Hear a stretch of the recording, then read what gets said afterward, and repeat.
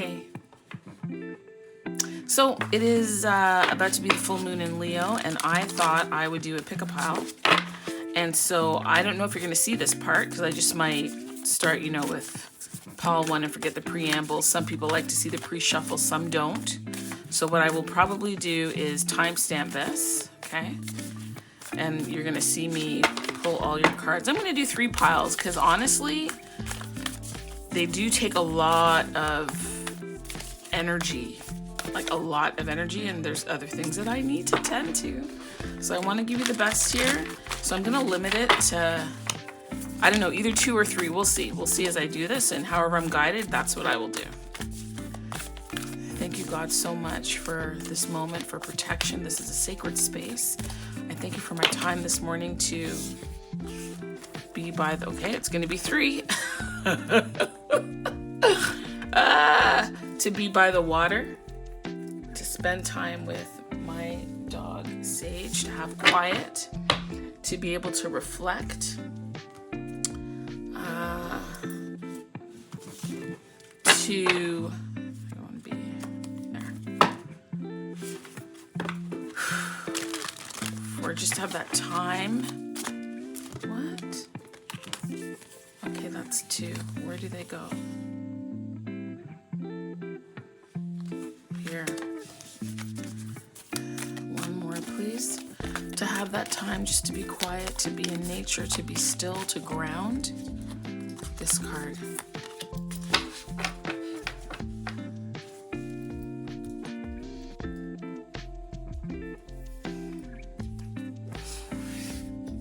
I think this pile here is, which deck is going to be the deck that I use for them to choose the picture? I'm feeling this. Okay, so right now I'm going to choose the cards that you're going to use to identify the pile that you want. Okay, as I was saying, God, please only allow the energies and the entities that you want to be present. Please send your agents of enlightenment, understanding, compassion, grace, mercy, truth. Most of all, truth for this new moon in Leo. I believe it's a new moon in Leo. Okay, Google, is today the new moon in Leo?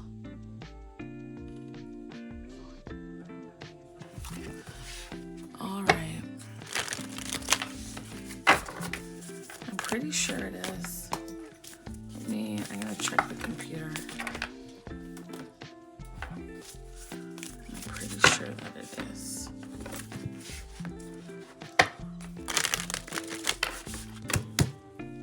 Okay, give me one moment.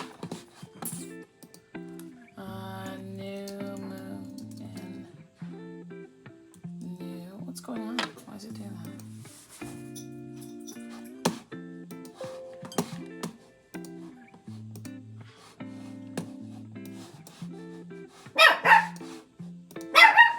Okay, Sage.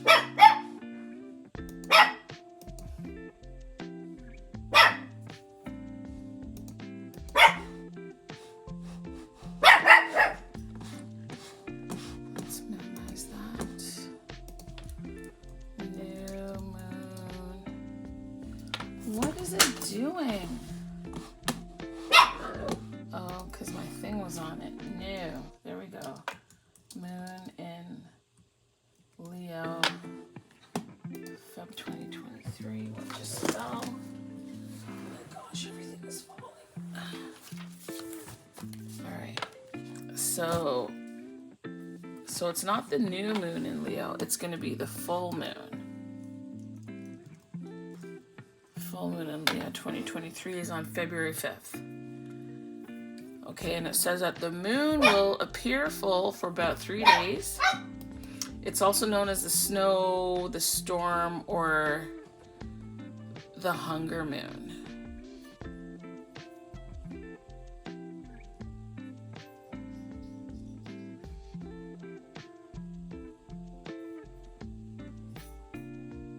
Okay.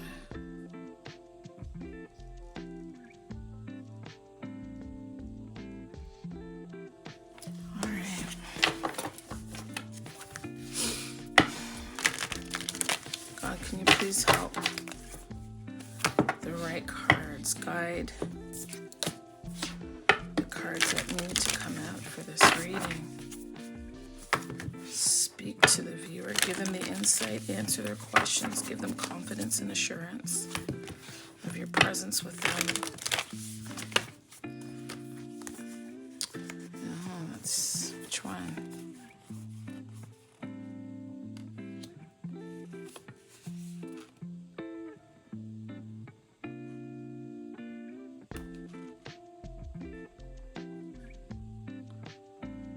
For some reason, you're getting two.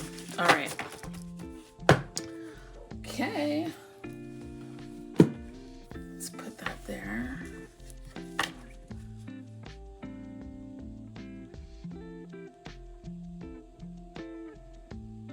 I'm hearing that you need a healing circle. That I'm to get you a healing circle. And not that. I'll be back. I have to be obedient.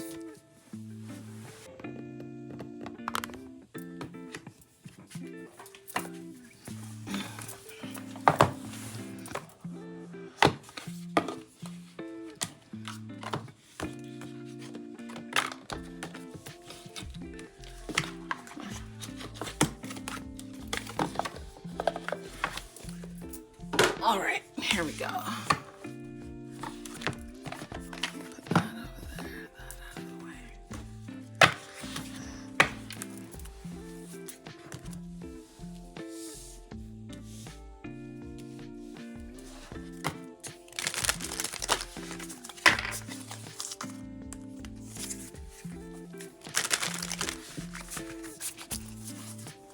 So we're looking as toward this full moon in Leo that's arriving on February 5th.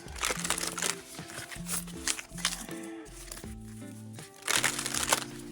Thank you. Thank you so much. Can I get a card for this pile, please?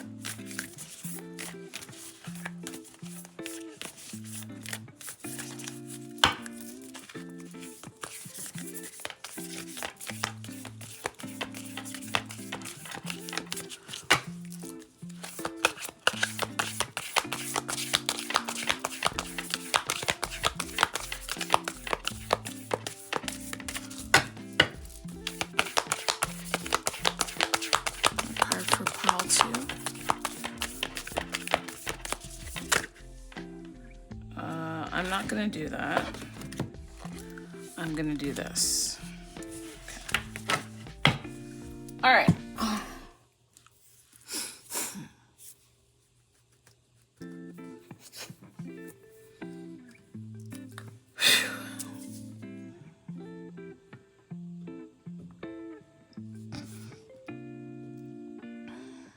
And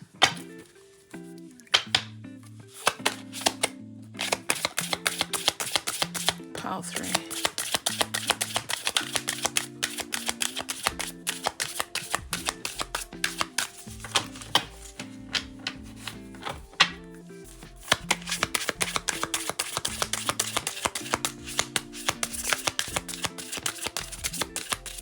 Pile 3, please. There we go. Pile 2.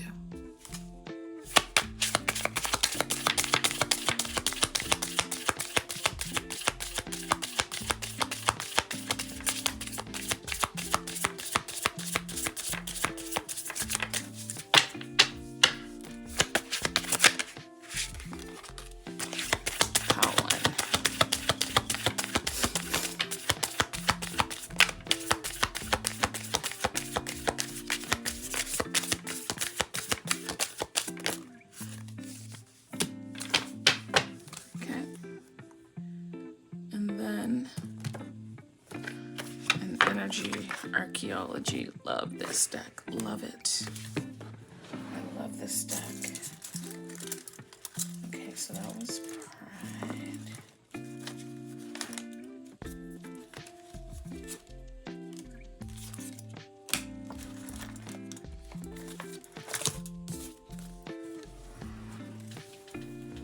Okay, I just have to do something.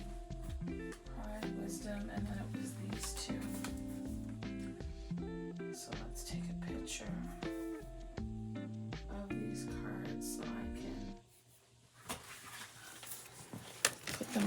they belong. Okay. And this is Energy Archaeology, one of my favorite decks. It deals with the anatomy of the body. It talks about the energetic connection in the bones and their wisdom and their actual meaning and their function. And then it has questions on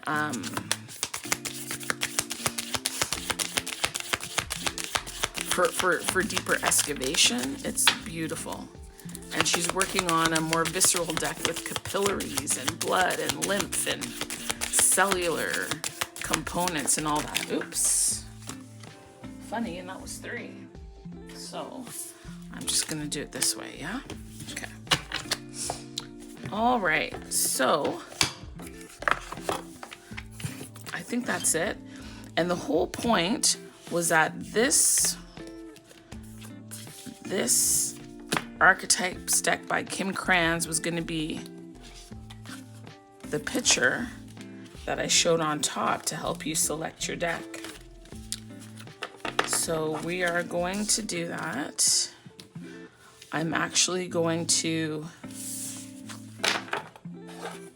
turn it over so that it's on top, because this is what you need to know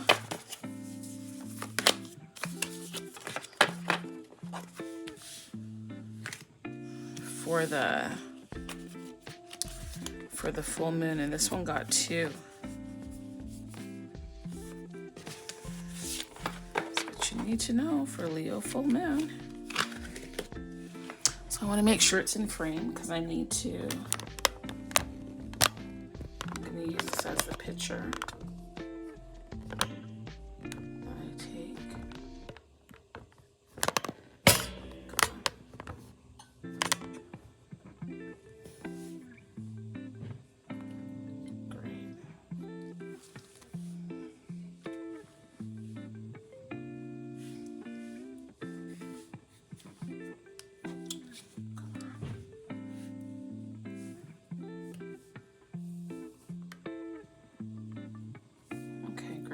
Taken.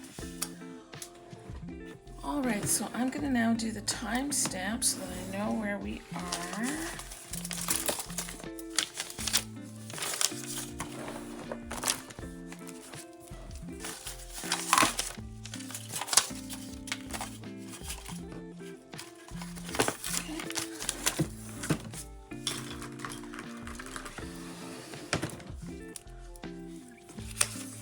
So pile 1 is starting at 1616.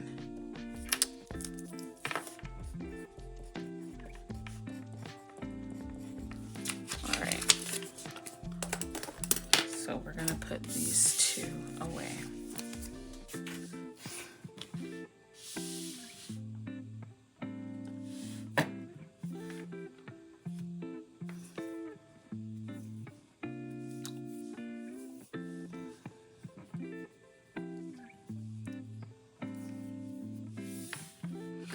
Okay, pile 1. So you were the only pile that received 2 archetype cards, and we're going to look into that.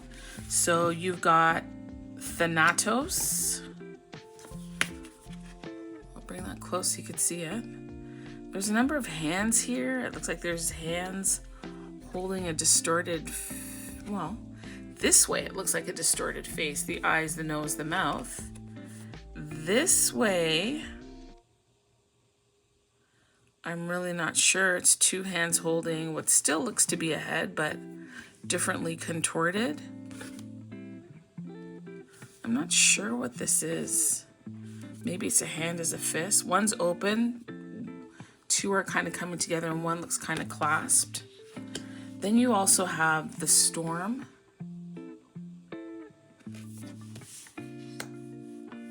Okay. And your Moonology card is Talk Less and Feel More. Last quarter moon in Pisces.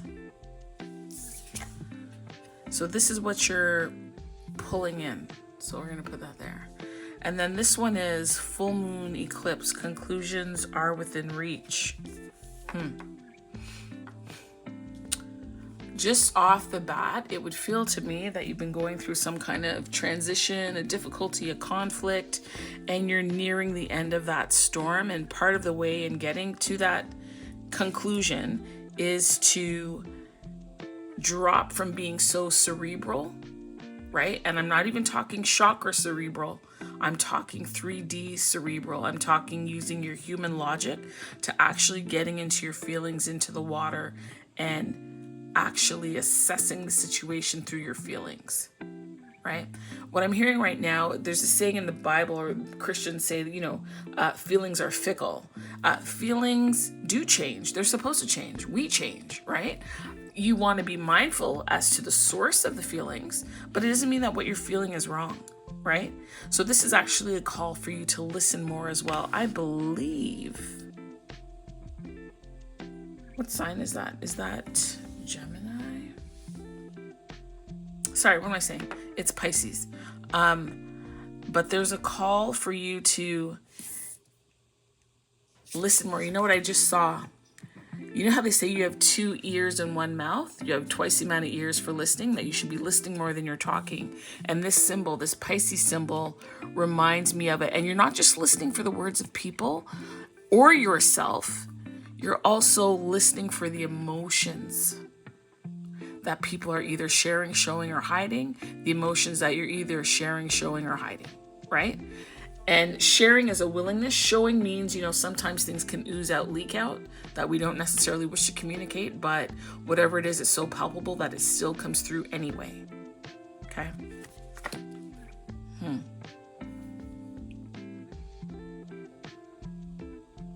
Last quarter moon in Pisces. Okay, Google, when is the last quarter moon in Pisces?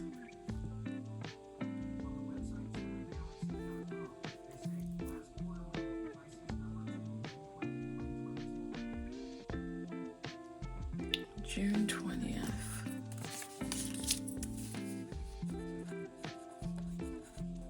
No. Okay, Google, when is the last quarter moon in Pisces in 2023?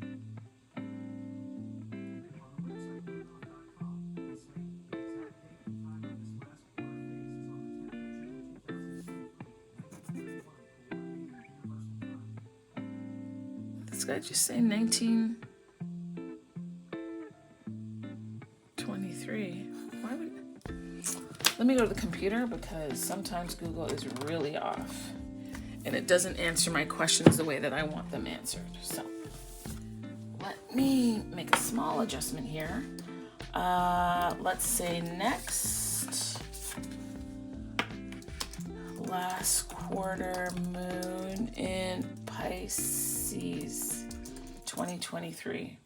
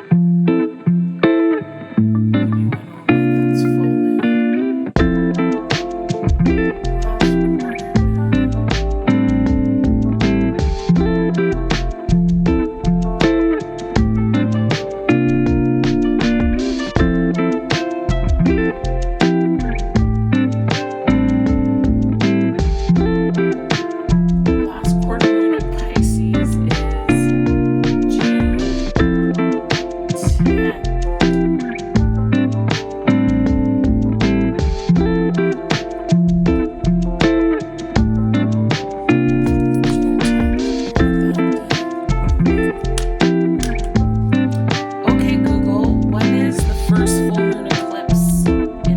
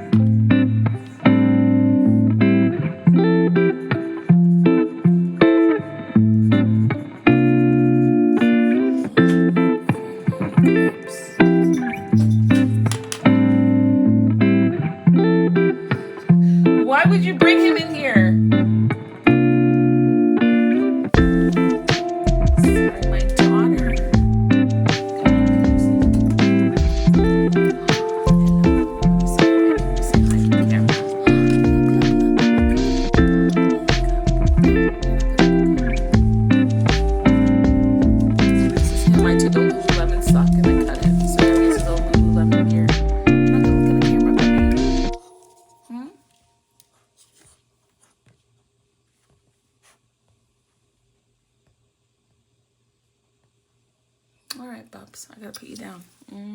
Love you. Yeah. You're so good. You're a joy. Okay. All right.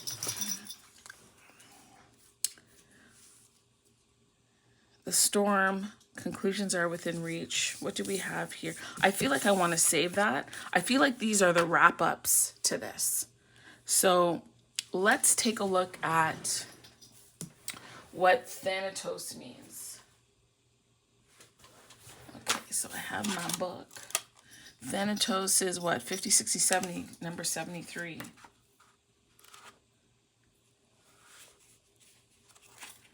Here we go. So here, oh.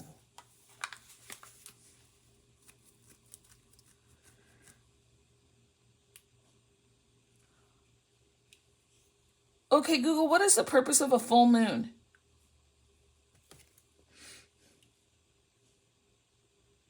On the website group.com, they say the full moon is the phase when the sun illuminates the entire moon, making her as full, round, and bright as can be. This phase represents completion, fertility, abundance, and transformation, when the seeds from the new moon come into bloom.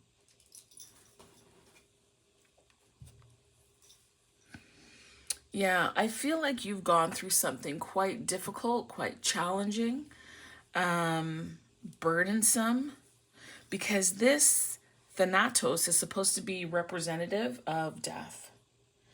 It's a grieving or a mourning when it's in its truth phase, and when that truth is distorted, it's fear or an insensitivity to old age, illness, or the dying.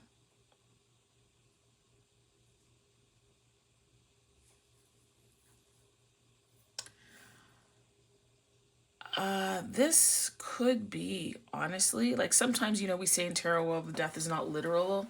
It's more of transformation. It's the rise of the phoenix and all that. I don't get that feeling.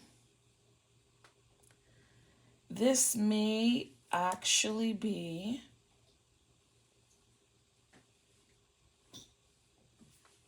that someone might pass. You'll hear of it passing. It doesn't mean it has to be anyone close to you or a celebrity that you like, enjoy, or could be a family member. But it's also about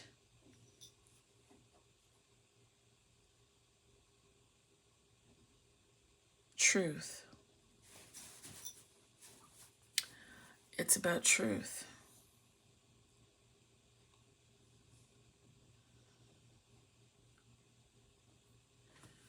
It is about truth. Hold on.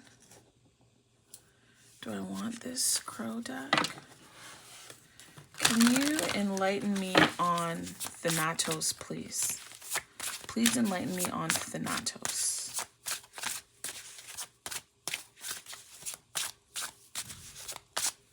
Please enlighten me on Thanatos.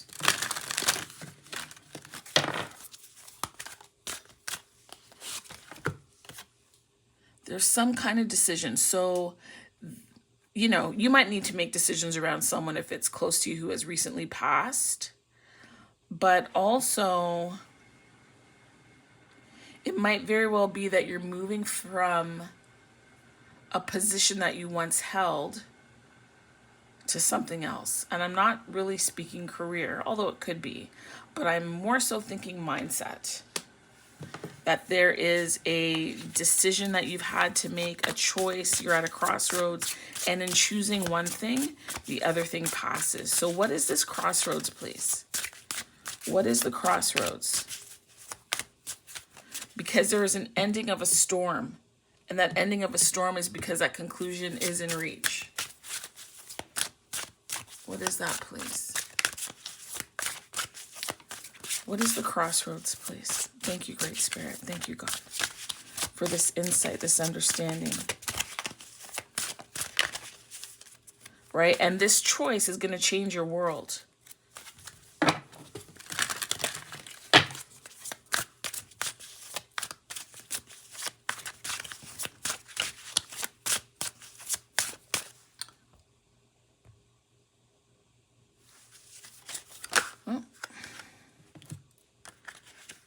Okay, it seems to be that is a choice about walking away from love, that there is an ending, and that this relationship, while it may have started off wonderfully, and you're looking back on the memories, because we've gone to the 2 to the 8, 8 minus 2 is 6, 6 of cup is the energy in between. There's a decision that you're making about this relationship, and it's coming to an end.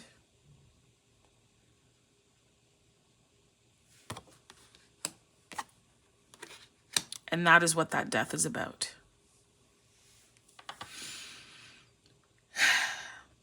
It's also preparatory.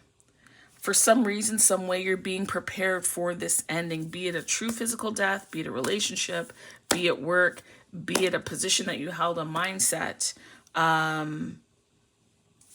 It's going to cause some level of upheaval in your life that you weren't necessarily expecting, hoping, planning for at all. Let's take a look at what the storm is. So what is that? That is, let's XL, that's 7. So this storm is about, see, chaos, whirlwind, and disorder. So this is going to cause potentially some upheaval for you.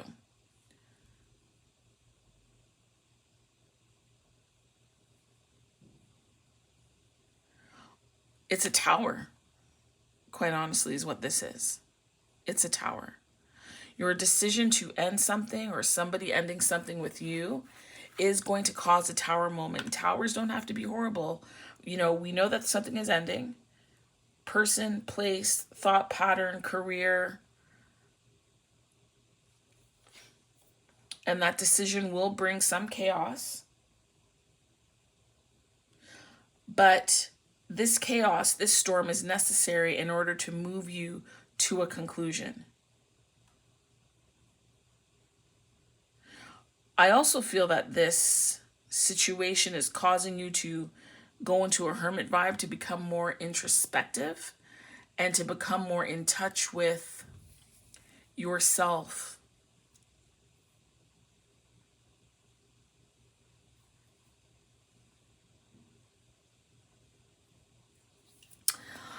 It's actually also going to shift your foundation.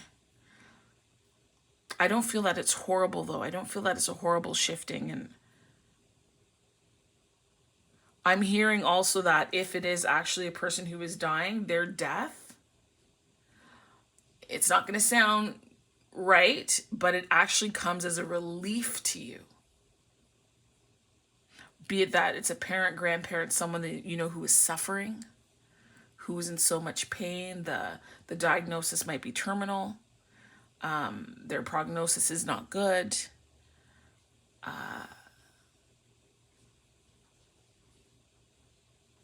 Or this is a person, and it could be the same beings that have caused you a lot of pain and turmoil and hurt and upset throughout your life. And you have a level of peace that they are now out of the picture. Those are just what the cards are saying. Like, and if it is that, there's no real love loss over it in that instance. And if it is someone that you honestly care for, you just want to see that they are doing well, and it is heartfelt. And that's interesting, because I said there's like a crossroads. So I feel like there's two stories here with this death card, right? Because we've got 2 wands. Either it's someone that you love and care for and they're dying, and it's a, you know, hopefully compassionate death, and you'll be sad about it. It will cause some upheaval to your life, but their conclusion it's coming. Or you're indifferent and you don't mind that they're going. You don't mind in the least, because they have not been kind, gracious to you. They've impacted and imparted you with a lot of pain. A lot of pain. That's what I'm getting here.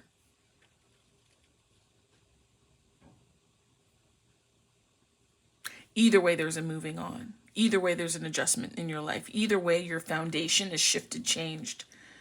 Your outlook will be different going forward.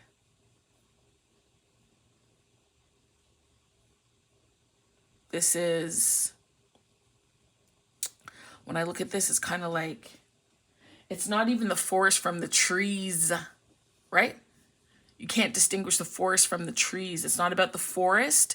It's not about the trees. It's about that one fallen tree, if you see that here. That's what it's about.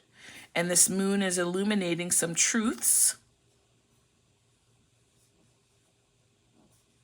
that will cause you to go into your feelings.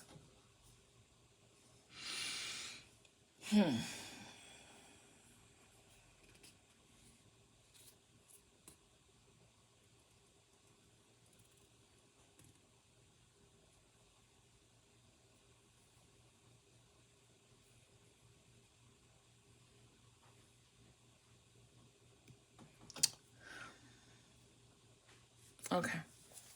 Let's move on to, I'm going to have to get the book for this Conclusions Are in Reach. I mean, clearly, you know, one could say conclusions are in reach, but let's see if there's anything else that this book wants to add to it. Full moon. Oh, look at that. Okay. Okay. Yeah. So see, what this means is that which is meant for me will not pass me by, right? So whatever's for you is for you. But it also means doors which slam shut will not reopen. It is time for you to get back on track. Forgiveness, also if it's someone that you didn't enjoy for whatever reason, forgive them and it will set you free. And letting go of control over events, because we can't control the natural elements of a storm, a tornado, a tsunami, whether it snows or rain. We don't have control over that. And so there is a call on some level for you to surrender. There's also a call for you to meditate if you see this individual sitting there. This full moon is also about a climax. It's about a conclusion. It's an ending. This card is also calling for you to be easy on yourself. And if it is that you're letting go of somebody in whatever capacity or something, whatever capacity, you are to know, the message is for you to know that this is the right time for it. This is divine timing. It also says here, and I just mentioned forgiving, it says here that forgiving someone for what they did could be the key to resolving the situation in a positive way. It doesn't make it necessarily right, and, you know, we know this, but it's not even about them. It's about you. It's about your ability to move forward and release yourself and no longer to be tethered to a situation that was not good for you, was not healing or helpful to you.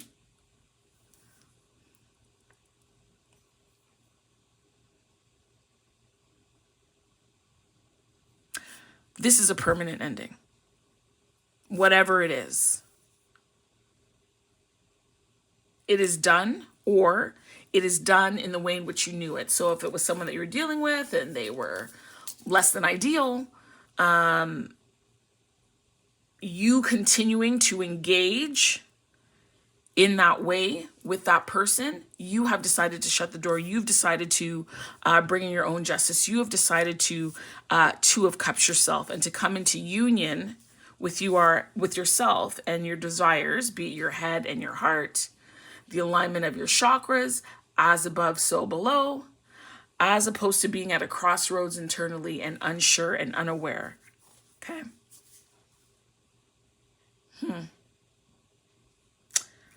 And then what you're bringing in, your manifestation here during this time period, because I believe it's every 2 weeks, right? So if, I want to say if the full moon is on the 5th, then the new moon should be like 14 days, like the next new moon would be about 14 days. So February 5th, 14 days, that's 19.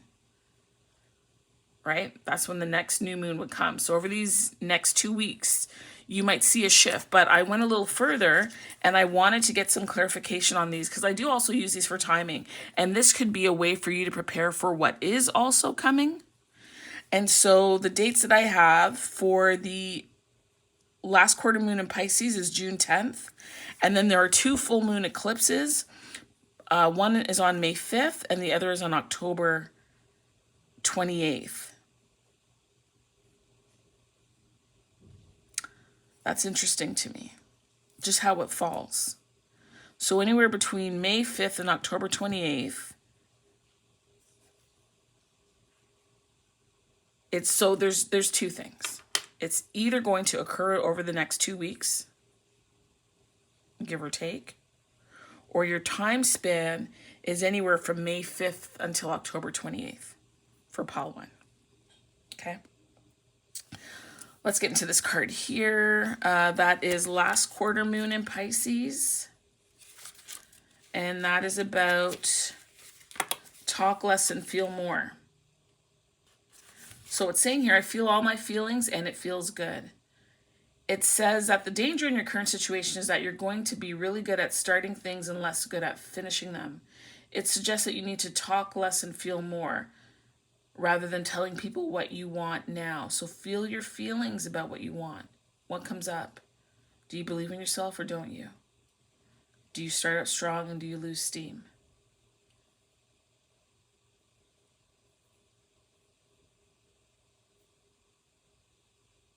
If so, go within and ask yourself how committed you are to your goals. Remember, it's okay to change your mind.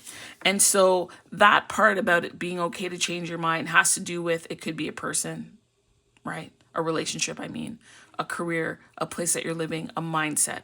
So you had it at one time, but now it's okay. If something has shifted, if you know that you're no longer aligned, this is about alignment, right? It's about tuning into yourself.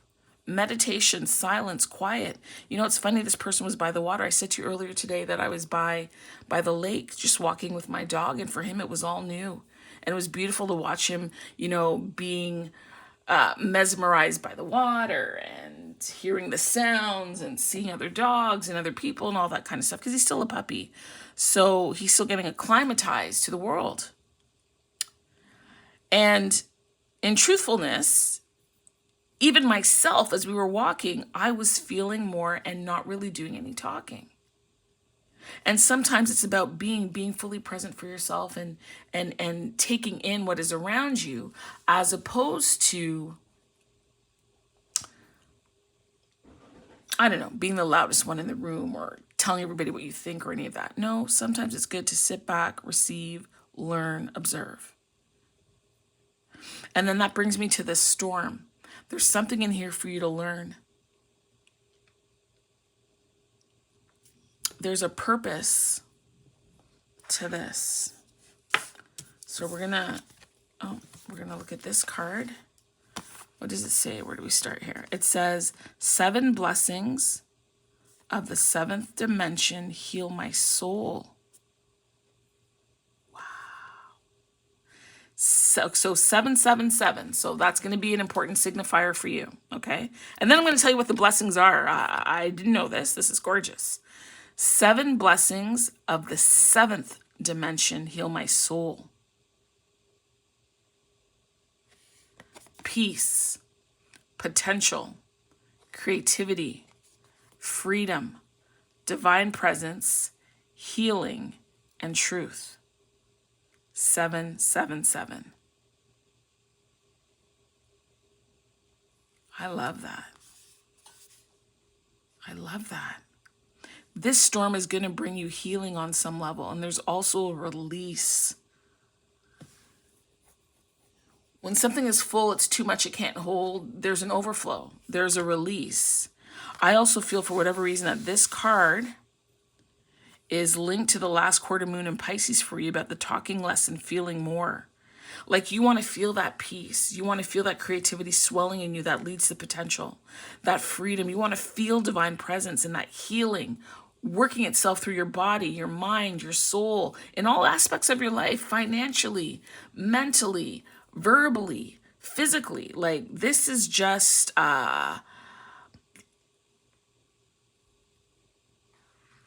I'm just hearing interconnection and communication within yourself. That this is such an important time. This is an important unfolding. It might be stressful to you.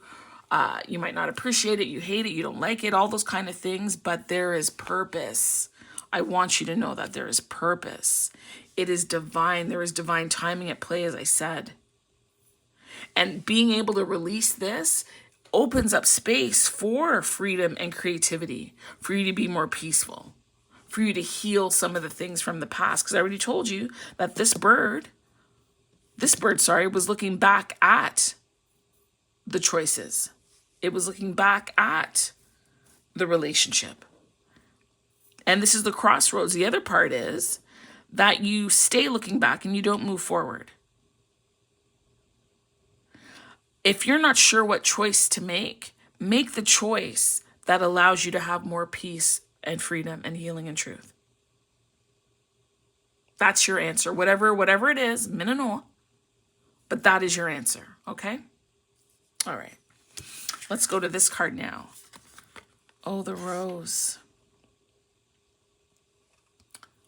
See, I love these decks, right? Because I do enjoy Oracle deck, but I have to tell you, like, some of it is definitely intuitive, but other times you need to you need to go to the book. But I feel like with this rose, like the petals are opening, there's an unveiling, there's a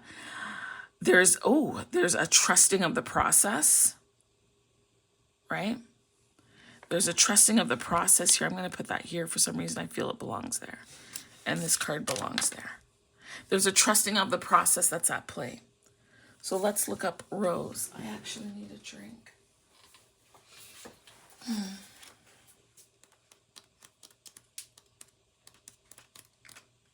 Let's see if we can find rose. QRS. There it is. Okay, so rose in this book represents the earth, okay?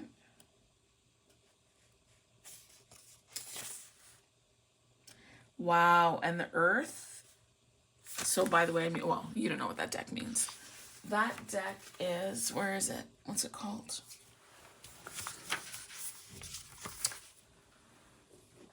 It's called the Untamed Elemental.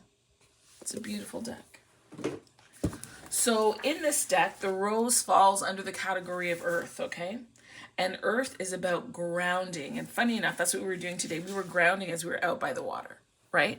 And so it's really important that you find a place to go in nature and to sit, observe, relax, enjoy, listen. Not with headphones, but let the wind speak to you. Let the rustling of the leaves communicate their secrets. Let the waves of the water wash you clean. Tap into the natural wisdom, understanding, solutions, and answers that are available to you by spending time in nature, not with a buffer of headphones and music and, Audible and all that. They have their time, but it's not here while you're doing this, okay? So it talks about earth. It's an element of innocence, safety, and foundational support, and how it's a starting point for life in the physical form. It allows us to evolve and grow, and it's kind-hearted like that of a loving mother.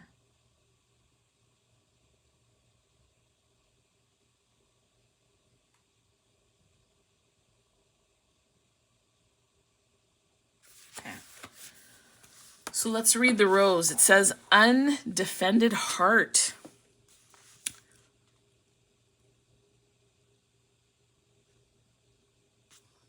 This is incredible. I'm saying it's incredible because it says keen emotional intelligence and open-hearted, right? She's here, she's at the beach, she's open, her hands are open. Let me look at this image. And then it also says that it can be blocked.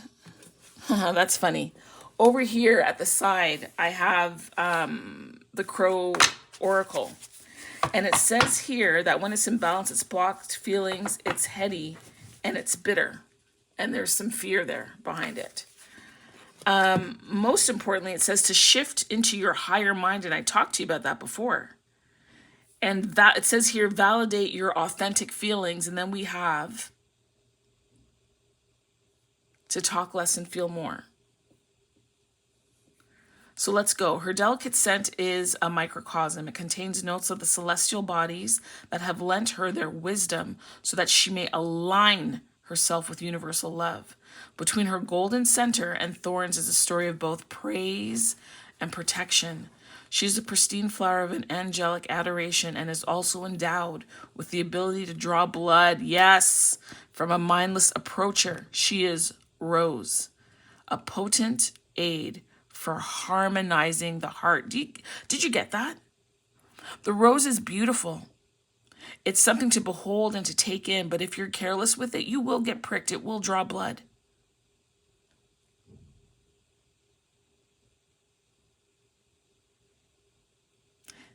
We were talking about shadow and light earlier. It says here that the rose requires both shadow and light to do her work. Her medicine is strongest beneath the moon. It's literally beneath the moon here. She speaks of love within her realm. Nothing else exists.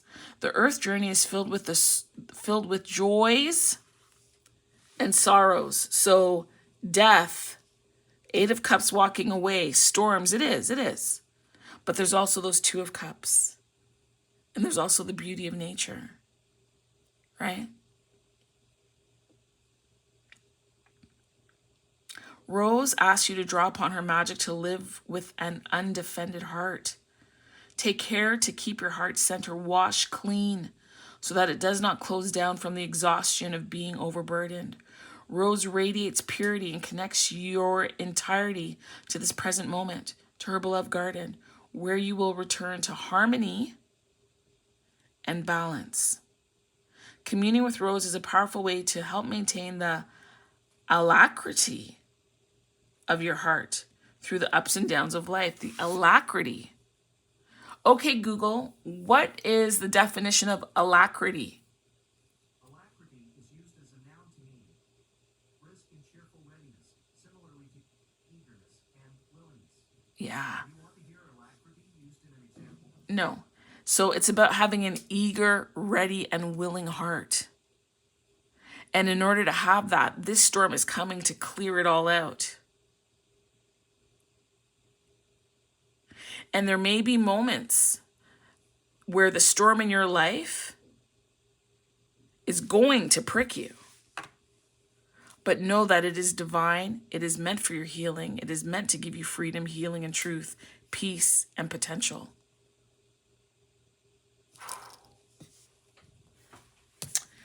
This last card here. Oh, look at that. Attunement. Attunement. And what's beautiful, it looks like it's in a shell, but the dexterity of it all, right? The fingers. Attunement. And I love how this attunement card, whatever it means, we're going to read it, that it's under the last quarter moon, the talk less, feel more, because you're attuning. We have a piano. This piano I've had since the age of 8. My grandmother bought it for me when she used to work at Eaton's at Yorkdale. And because she worked there, she was able to get the piano at a discount. I still have it. I'm 50. I've had this piano, and I hope that my kids will keep it as well. It's pristine, in excellent condition. It is my intention to relearn it because I've kind of lost the art of doing all the playing. I'm going to relearn it. Attunement, dexterity, flexibility, communication, touch. It's personal. Attunement. I'm also feeling carefulness. And it's funny how we get the hand because the rose was also talking about how people just come up to it and grab it. And yeah, they get hurt. But this attunement is also, to me, calling for a level of sensitivity. Maybe some inquisitiveness and understanding. A knowing. So let's see what this book says. If I can find the book.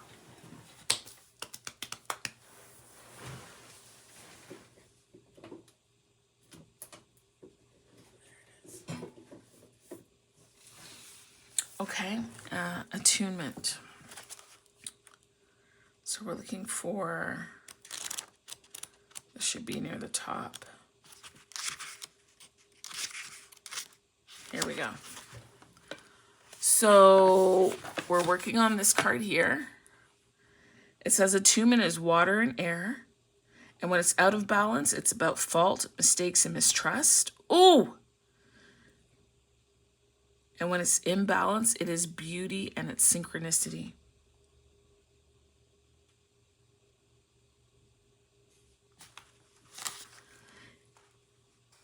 From an energetic perspective,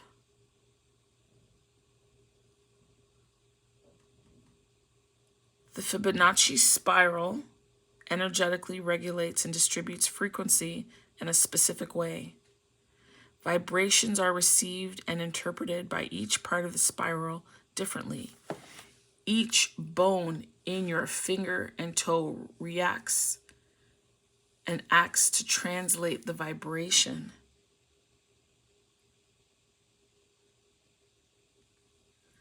The distal bones attune to the lightest, highest frequency. So they're talking about, so this is your hand. These are fingers. Let's use this finger as an example. The very top is called the distal. Okay. It is the smallest bone at the tip of the finger. The second bone, which is the middle, is called the phalange. And then the bone closest to the metacarpals, which means your palm down here, is called the proximal phalange. And the distal, which is the tip, is the most sensitive and highest attuned to frequencies. And this is what I meant by, in a way, if this is not happening in the next few weeks for you, it is because you're sensitive, you are attuning to the fact that something is coming between May and October, and there's some level of preparation. There's a vibration, there's a calling, there's a heads up that's being given to you. Now, yes, okay, and look what it says here. The distal bone is attuned to the lightest, highest frequencies. These are your connection to the spiritual realm beyond the veil. The middle bones attune to, the middle bone attunes to slightly more dense energies of the mental plane. I talked to you about dropping from your mental and getting like into your feelings. And then it says that the proximal bones, which is down here, attune to the frequencies of the emotional plane. The bones in the palm of the hand and the arch of the foot, the metacarpal metatarsals, attune to the physical plane, the embodied energy. Right? So this talking less means coming from your mental plane, which is the middle bone, to dropping into your proximal bones, which is about the emotional plane. Do you see that? Do you see how that all interconnects? It says to look at the beauty of the swirl in the nautilus shell, the whirl in the center of a sunflower, the unfurling of a fiddlehead fern. Notice the intricate pattern in the unfolding of these forms, which is funny because to me that also talks about the rose and its unfolding, its opening, right? It's opening. It says the same pattern and mathematical sequence is found in your fingers and toes. You can be quick to recognize the beauty outside yourself, but may be slower to see it in your own form. You're the same. Your body, your foundation, your connection, your energy are intelligently and beautifully designed. You're part of nature, designed as nature, in communication with nature, attuned to existing in this physical world the same way that all of nature does, fully embodied in your form and delightfully on purpose. It says to become receptive and aware of the absolute perfection of your design. It is your nature to embody what you reach for, just as a fiddlehead cannot help but reach for the light.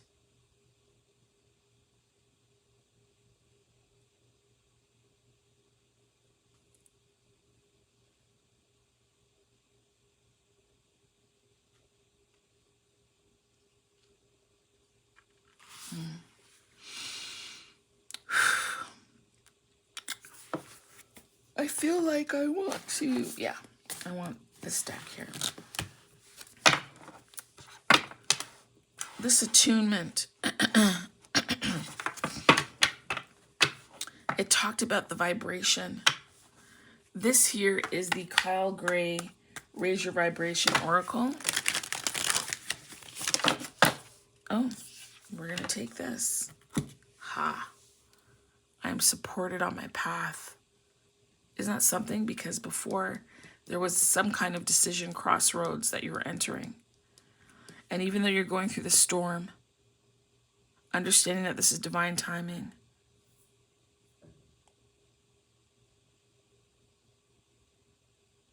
You're supporting on your path because of these. I'm going to put that there. Your 777 blessings from the seventh dimension. Remember that. So let's go into it and see what the book says about you being supported on your path. Okay. I am supported on my path.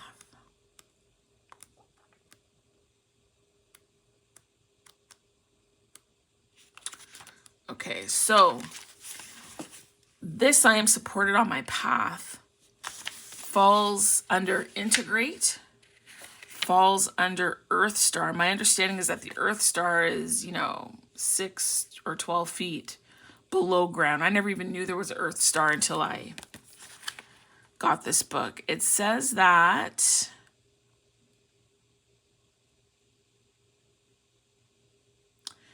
it's visualized as a copper Merkaba. Okay, Google, what is a Merkaba? According to Wikipedia, Merkaba or Merkaba mysticism is a school of early Jewish mysticism, c. 100 BCE, 1000 CE, centered on visions such as those found in the book of Ezekiel chapter 1, or in the Pickacard literature, concerning stories of ascents to the heavenly palaces and the throne of God. The main corpus of the Merkaba literature was composed in the period 200 to 700 CE, although later references to the chariot tradition can also be found in the literature of the Chassidate Ashkenaz in the Middle Ages.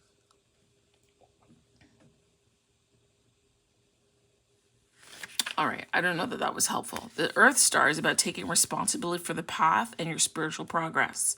Their messages help us integrate all of our spiritual learning with being human. When we think of raising our vibration, we often get the idea that it's about ascending beyond our body, when in fact it's about becoming fully embodied and integrated with the planet in order to make the greatest difference. Earth Star energy invites us to recognize our capacity to initiate great change, starting within. There's this thing about being so heavenly minded, spiritually minded, that you're no earthly good. And so what it's saying is, you are being heavily supported by the heavenlies, right? As you do your work here on earth.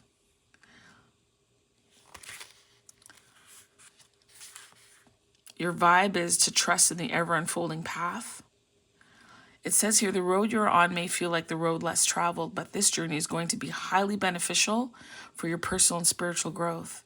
With this card, you're being encouraged to see how far you've come, what you've healed, and what you have overcome. You understand that? What you've overcome. This here is the overcoming. What you've been through or are wrapping up. And these are all the benefits and blessings that you get as a result of it. It says the universe is encouraging you to keep things simple. If things become too heavy or challenging, ask yourself what you can do to lighten your load. What can you let go? What can you do that will allow you to walk your path in a lighter, more fulfilled and focused way? Your path may feel like a lonely road, but the truth is you are infinitely connected. And it is the path you have chosen. It is important for you to fully own that. Through accepting who you are and what you're here to do, you'll create an energy that will allow others to accept and support you. You don't need external validation, but you do deserve to feel respected, supported, and encouraged. And you're to let that happen. And part of that letting that happen is falling into that feeling more. Understand? And that feeling more will allow you to attune and align vibrationally to what it is that you need, and therefore, thereby, you will attract the people into your life that you need, that will assist you. Your path is being cleared so you can continue on the path. You are the conduit. You are both heaven and earth working in tandem here. That's what you need to know, Padawan.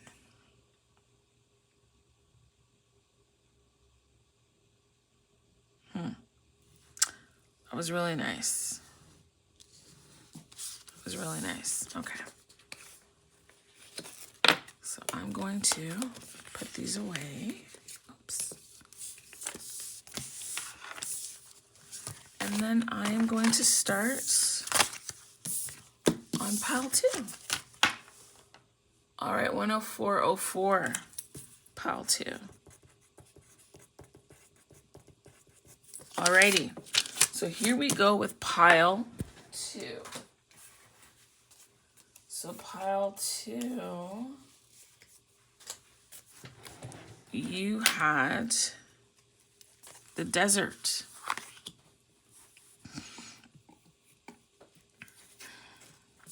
Let me take a look at this. I feel like it's 2 hands together.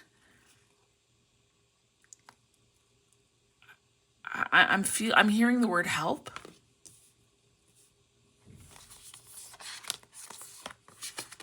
You're very close to achieving your goal.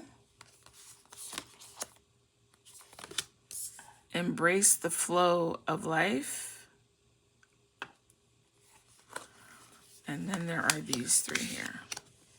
And we'll wait on those. Okay. Okay, Google, when is the full moon in Gemini in 2023? On the website lifestyleasia.com, they say 12/13. This full moon ushers in the cold months of winter and falls in the house of Gemini. What?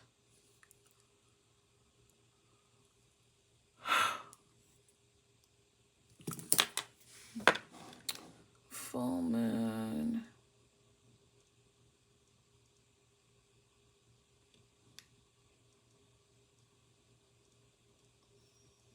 I'm going to look it up because I don't know what that just said. Full moon in Gemini is November 27th. Okay.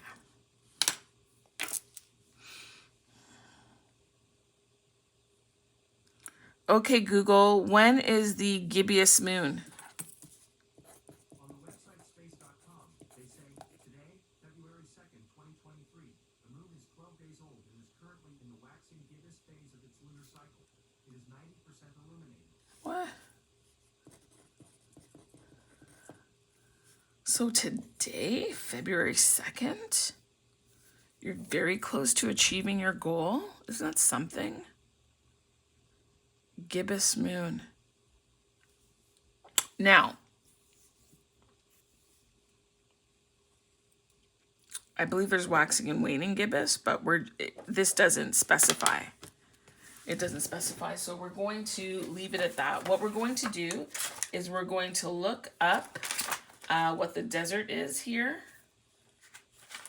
And the desert, this is for places, so that's what, number 37, maybe that number means something to you. I'm just going to find that in the book. 3567. Okay. So it says here that this is the drought, the wastelands, the badlands. It leaves us disoriented and desperate for direction and grasping for meaning and longing for solid ground. For endless miles, we're confronted with a lack of clarity and existential dread. We're thirsty, we're hungry, we're pleading with life to get back to normal, to become animated by the simple pleasantries of the day-to-day life. The desert offers no comfort, and everyone must pass through it.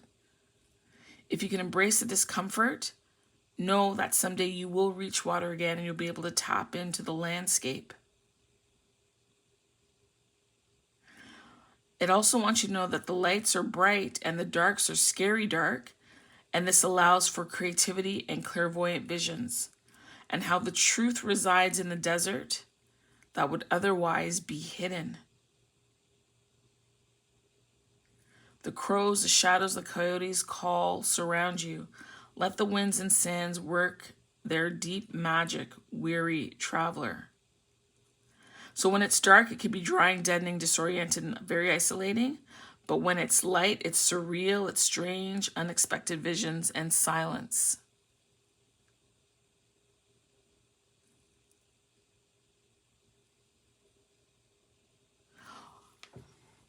For you, again, I say again because I just did pile 1. And the notes were very similar off of the first card.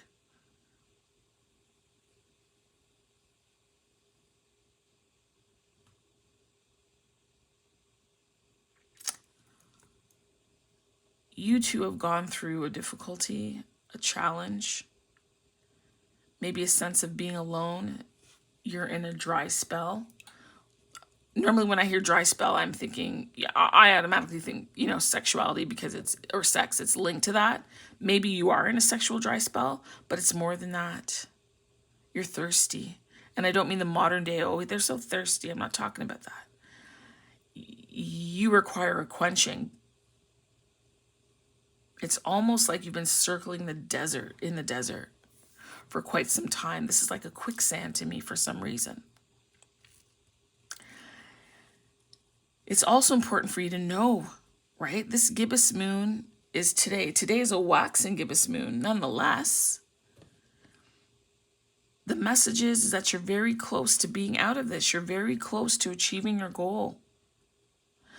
You're going to get answers, and those answers are going to come through. Sorry, my hand's in the way. Those answers are going to come through dreams and visions. One moment. I need to... I'm going to...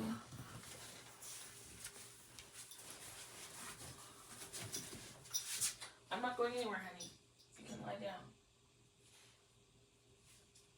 Myrrh. Where's my frankincense?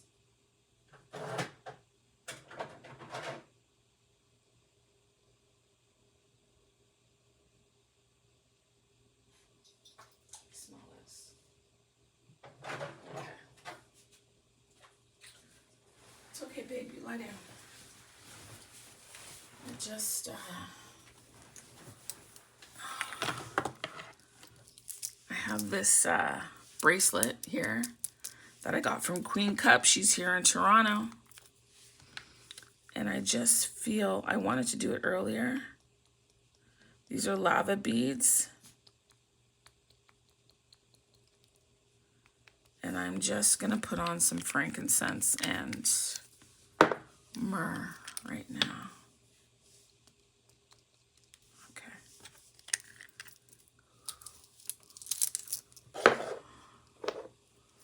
All right. Smudge a lot. Okay.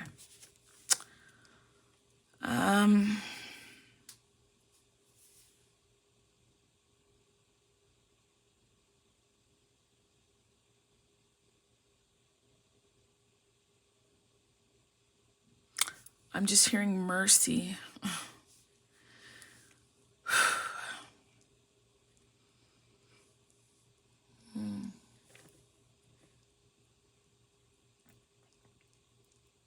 Mercy, mercy, mercy.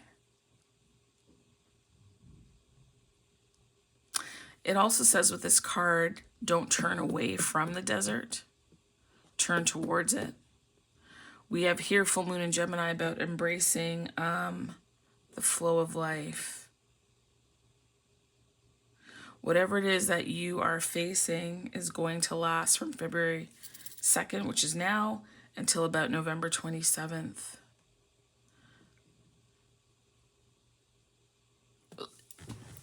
I'm hearing it will unfold. It will unfold during that time. Because I know it's saying you're very close to achieving your goal, and some people might be like, what?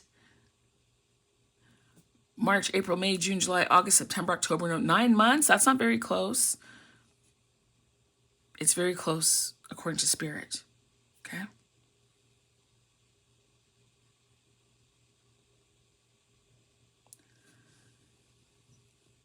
This is such a dry time for you. Dry. Dry. Like dry. So what is that? Gibbous moon. Gibbous, gibbous, gibbous. What is gibbous about?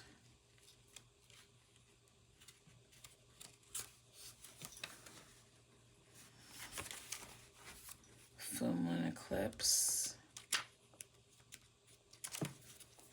Gibbous moon. Sorry, I'm just looking in the book.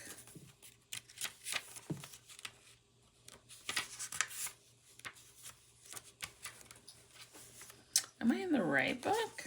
Yeah, I am. Why don't I see it then? What's wrong with me? Okay, new moon. Okay, let me just look it up instead of trying to...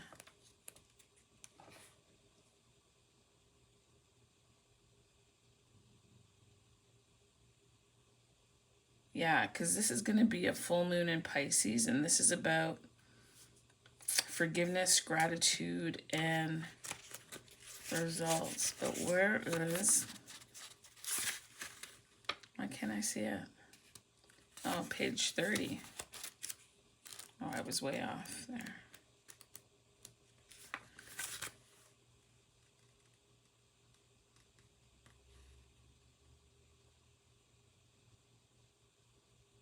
Yeah, that's interesting. Sorry. So it says here that the word gibbous means bulging. What a descriptive word, right? And pulling this card at any time of the month suggests that a situation you're asking about is bulging with possibility and coming to a peak.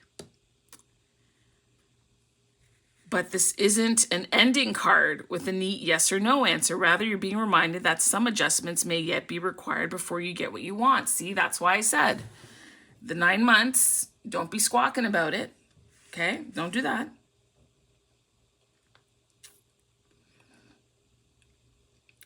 But you are on the right track. And they want this information, this knowledge to be reassuring for you.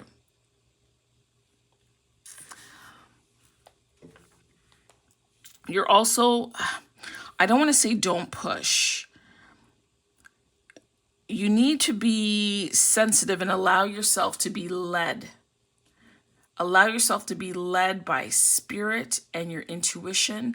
Utilize your discernment about whatever this is for you.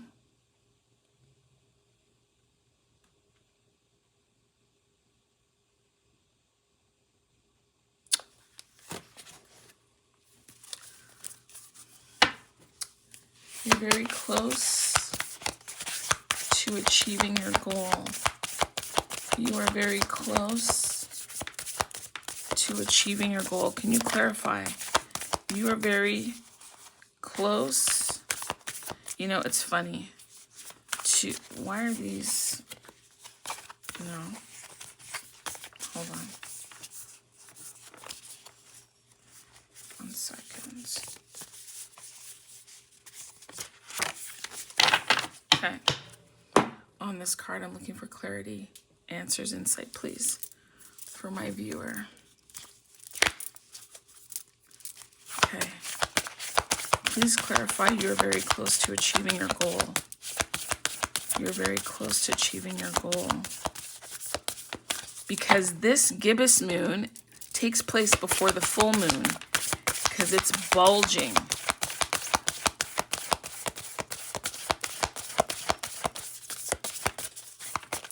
It's almost like your cup runneth over, like all the hard work and the effort and the toil and perhaps some of the trauma, the discomfort, the upset.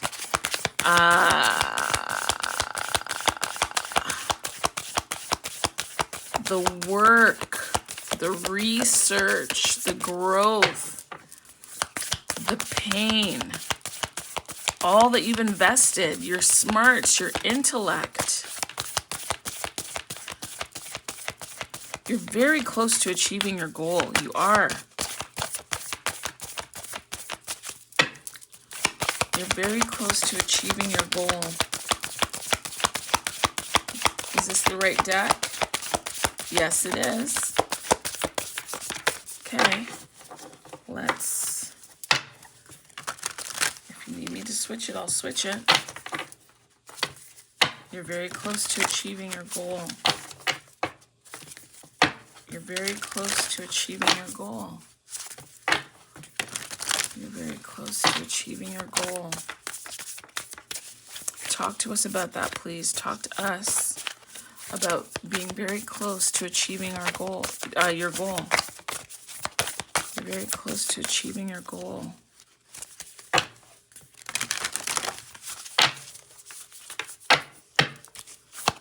You're very close to achieving your goal.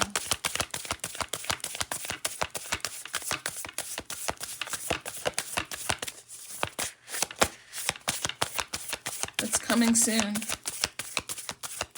The answer is coming soon. The card is coming out soon. There we are.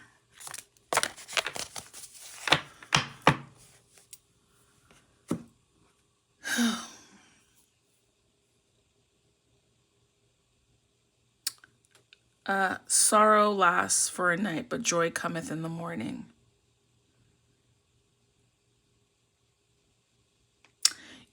As I said, you feel that you've been doing whatever this is for a very long time.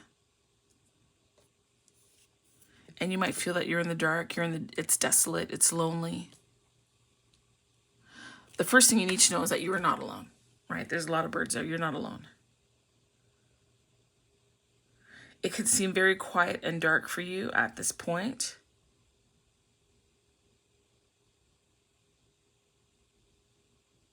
But there is illumination, right? There is still light in whatever this dark time you're going through. There is still light. Sunlight, moonlight, starlight. There's light. And there's also your inner light. You're very close to achieving your goal. And we got number 33 as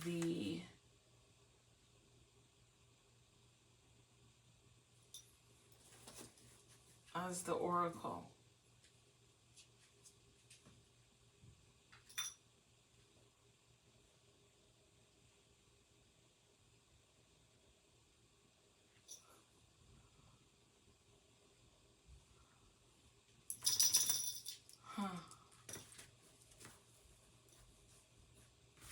Okay, I want one more. Let's do this one. Hold on. This was... Okay, good. I did put those cards away. Okay, good. Just want to clarify something. Night. Very close to achieving your goal.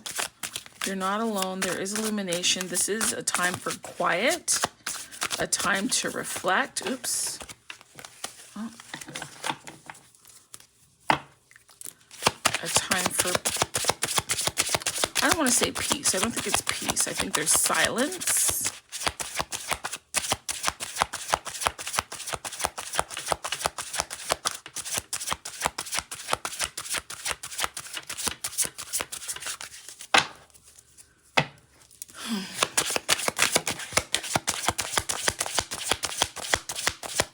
No, not this deck.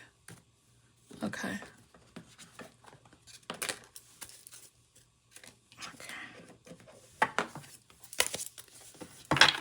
This deck is the Guardian of the Night Tarot. That's what this is. Very close to achieving your goal. The Night card came out. I already spoke to you about answers will be coming through visions and dreams for you. I think I said that.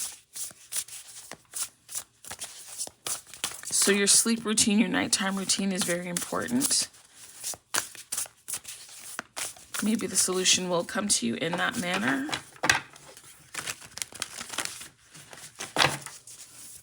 Oh no. Okay.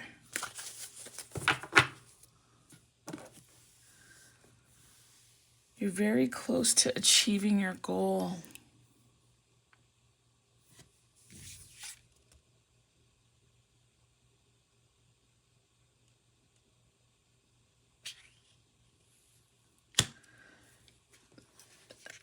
This feels like heartache and loss, disappointment. What is that? That's a chain, but what is that down there?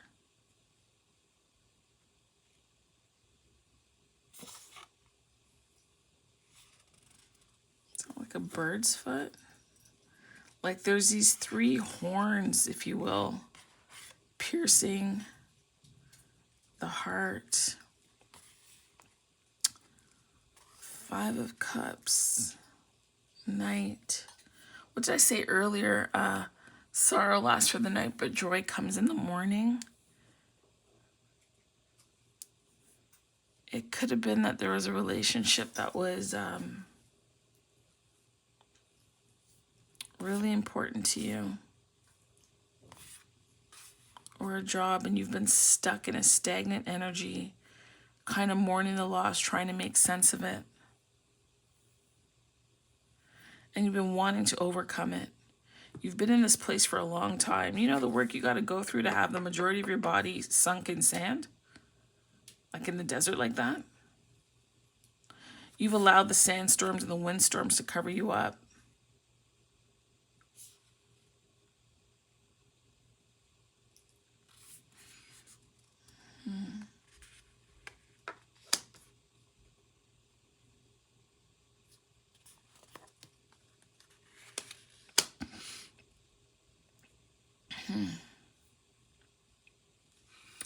You're very close to achieving your goal.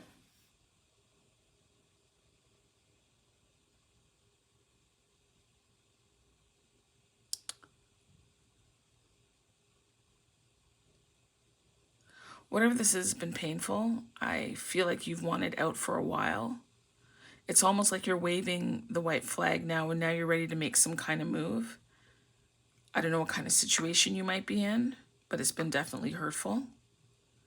I feel like there's been some kind of planning, quiet planning in the night, quietly doing the work.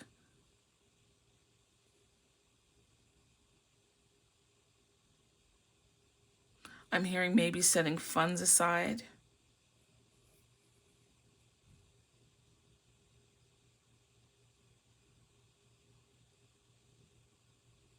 I'm hearing break free, because when I look at the Five of Cups, I don't know what kind of insect this is. It looks like there's like a skeleton or like a face on the back of it.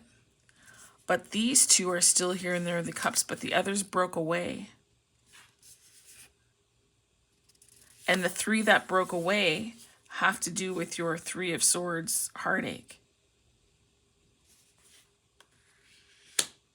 Whatever those three things were.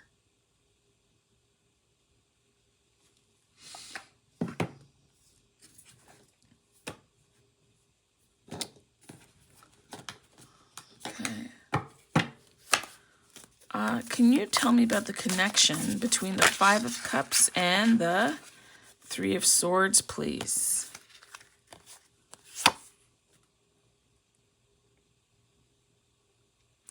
This is the Queen of Swords. There was a truth.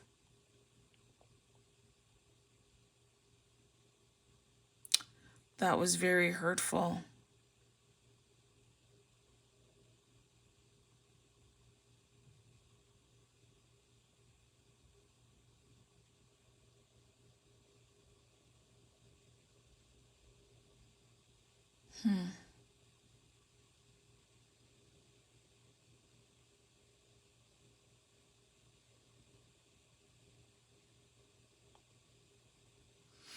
You're coming to a realization about this situation. This is air.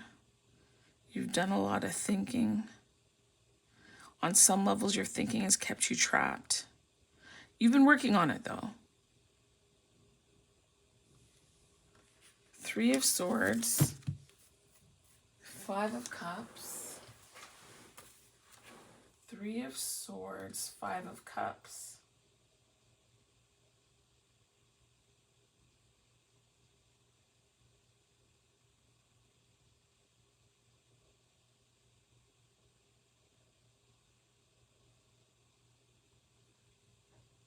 Okay, so I got the book because I wanted to know what this kind of insect is. It's called a death's head hawk moth.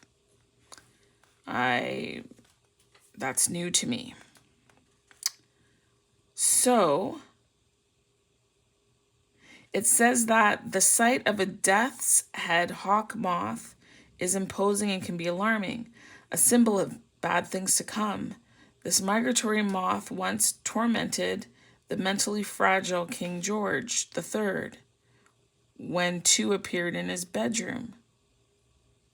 Ooh! You are not tormented by the things you've lost. My God, you're tormented by the things that stayed.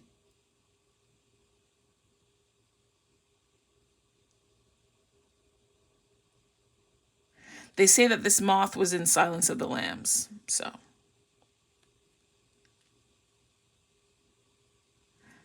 these moths are drawn to the light.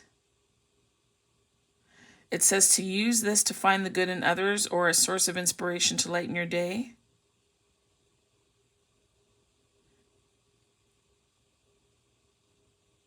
This is about loss, transformation, mystery, camouflage.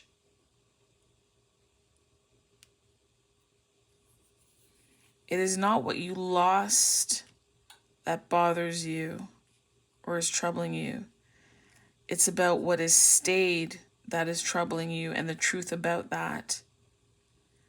And maybe this Three of Swords, oh my, what? I gotta know. Love, no wonder. No wonder. No wonder. What's this one? Flying fish? And what's the healing here? 333. The other one had 777. Heaven and earth. Hold on. And I was thinking of heaven and earth when I saw these two pentacles. Your path is in accord with the universe. 333. Spiritual protection for creative expression.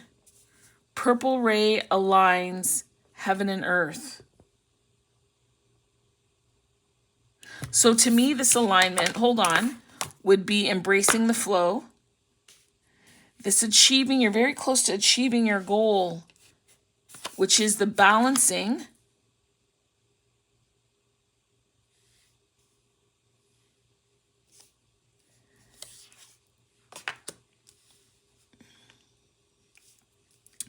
Now, this Five of Cups, Three of Swords, wow, this has to do with the fourth finger. The fourth finger and toe are love. I know I jumped, but I was told to jump. And I turned over the cards because I was told to. Oh, okay. Oh, you've come to the realization, the truth of a matter. As I said, it's not what left that you're brokenhearted over. It's about what stayed. You don't mind the loss of the three that left. It's the two that stay. Ah, dang. And these three swords is not for the three broken cups or the three bugs that flew away. The three swords is one for you or whoever, this and then these two. And you've come to the realization of the truth on that. And it has to do with love. Now, why was I in here?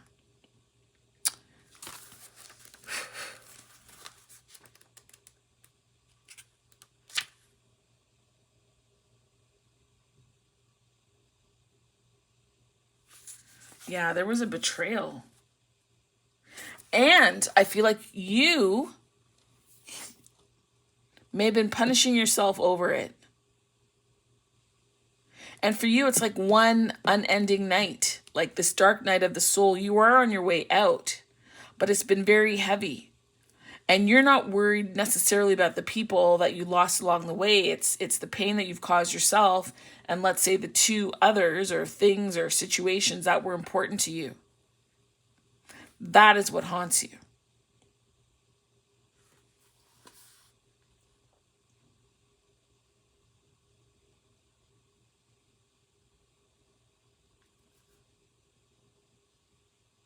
Oh, and that's interesting. I didn't know that because I'm just looking here. These are supposed to be elephant tusks.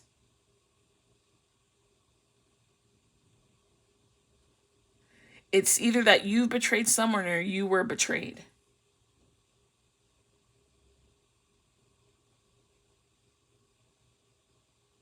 There's a deep betrayal that you might have been trying to get out from under. So it could have been a relationship, romantic partner, children, spouse, cheating, a business partner may have left you buried in a situation, and the truth of that has come to light, and there's a wish that you had made other decisions. There's a bond that's been broken, severely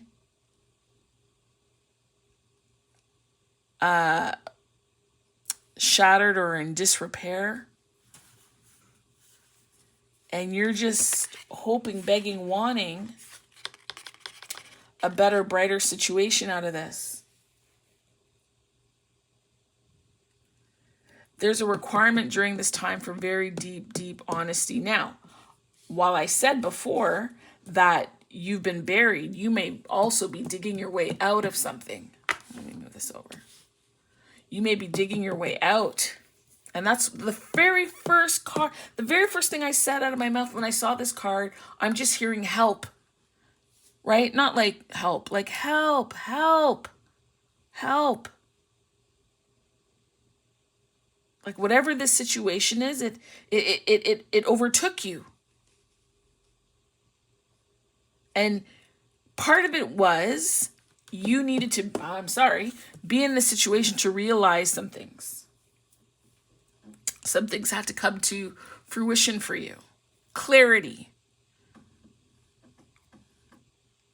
Clarity isn't always sunshine and flowers or just clouds. Clarity could be in the deepest, darkest night of the soul.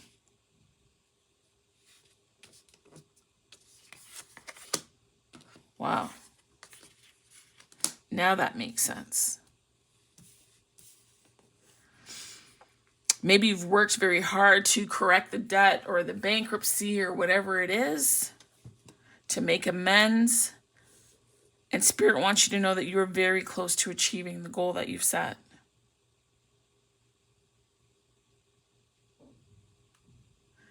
To be balanced and calibrated once again. I believe I was asking, what is the goal? And I think this is the card that came out. Sorry, when I'm channeling, I don't remember what's said. I'm just,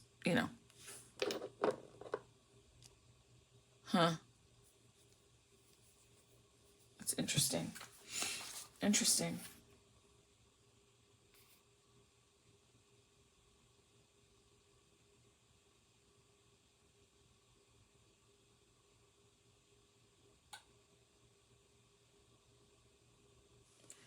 Yeah.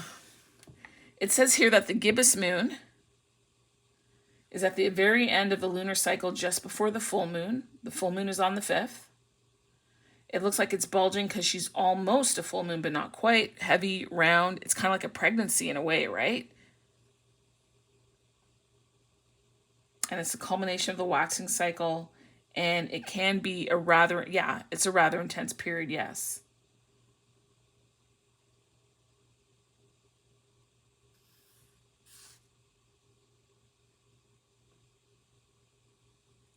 And there's still some fine tuning that you need to do. So I would recommend that you kind of look over the plans that you've made. Just double check, assess, pray, ask, gain clarification before moving forward. And that's why there's this embrace the flow of life, right? You're close to achieving it. Go back, look over your plans, ask for guidance, step into the flow. Because there's alignment there. This 333 is very important.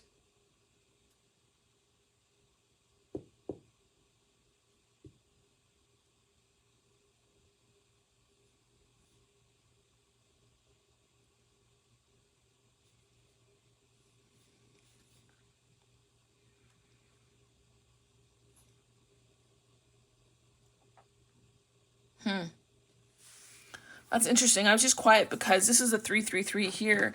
I asked for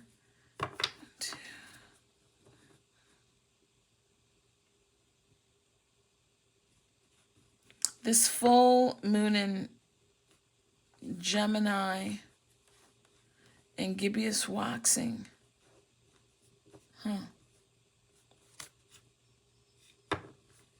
Okay.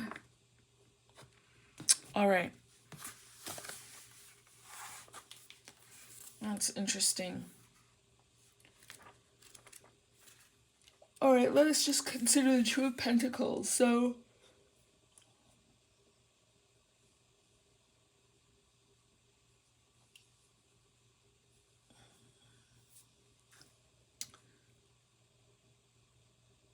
what I'm hearing here is that there's a call, and I've already alluded to it, for you to balance your practical earthly actions with your divinely guided steps, right? So it's about being in balance with that so that you can be in alignment. So these things totally make sense together. Yeah. Yep. And that totally makes sense for what that is. Now let's go into the flying fish. And let's see where that A, B, C, D, E, F. So flying fish has to do with air, okay? In the same deck. It has to do with air.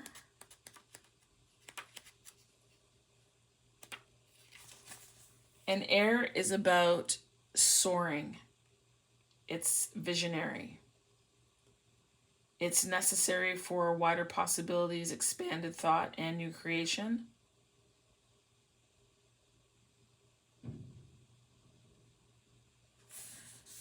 It says that you can connect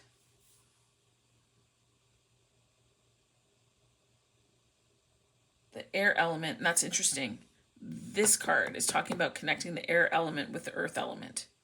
And we already spoke about your earthly actions with divine guidance here.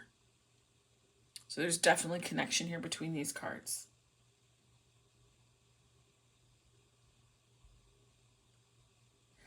It's funny. This card also talks about breathing, right? Because the flying fish are in the water, out the water, in the water, out the water.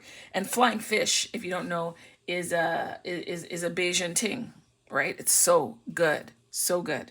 So good. I had an ex-boyfriend, and I miss his mother more than him. Every Sunday we would have dinner together, and this woman could cook. Let me tell you, she could cook. Oh my gosh. And this flying fish, this is about knowing, this is also about rhythm. The reason why I think this connects so beautifully is because, I mean, listen, it's hard to breathe, if not almost impossible, under sand, right? Like, we're not gilled creatures. We're not creatures that can live under the earth like this in the soil. We can live underground if there's a bunker because we have air, but it is the air that is essential here. You got the Queen of Swords, you got the flying fish, and you have the desert.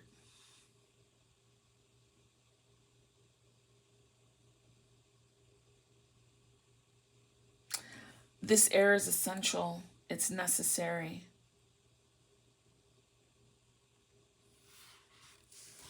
So this flying fish, there was a long time where you were feeling a lack of confidence, feeling incapable, not sure how you would overcome this situation. A lot of heavy self-doubt, which is how and why you were inflicting the Three of Swords upon yourself. Or someone was inflicting it on you. You're either the Three of Swords energy or you're the Five of Cups.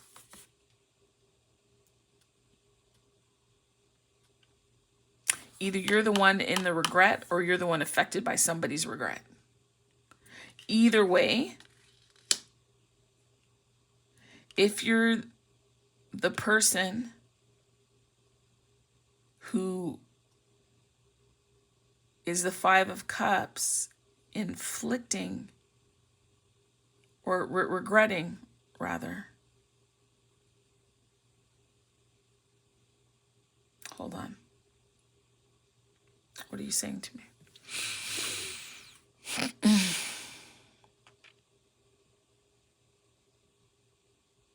Oh. Whether you're the person who received the stabbing or did the stabbing, whether you are this big dead face moth or one of the two in there, You each have your own truths and the reality of the situation, and you each require air for specifically different reasons. The air for the person who inflicted the wound is their guilt and their sorrow. For the person who received the infliction, it is their pain and betrayal.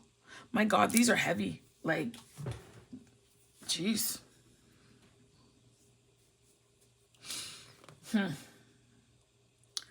But either way, whoever you are, there is a I was going to say requirement. I don't know if it's a requirement or request that's trying to come through. Either way, it's in your best interest to be willing to overcome.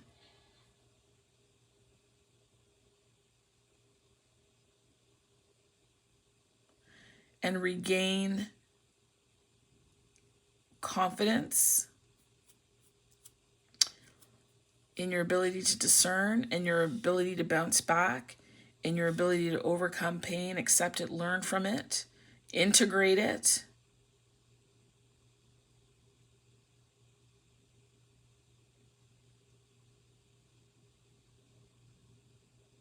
This situation allows you or has forced you to become in some way more sensitive to how you treat others and to how you're treated. And it has helped to embolden you to speak for what you need.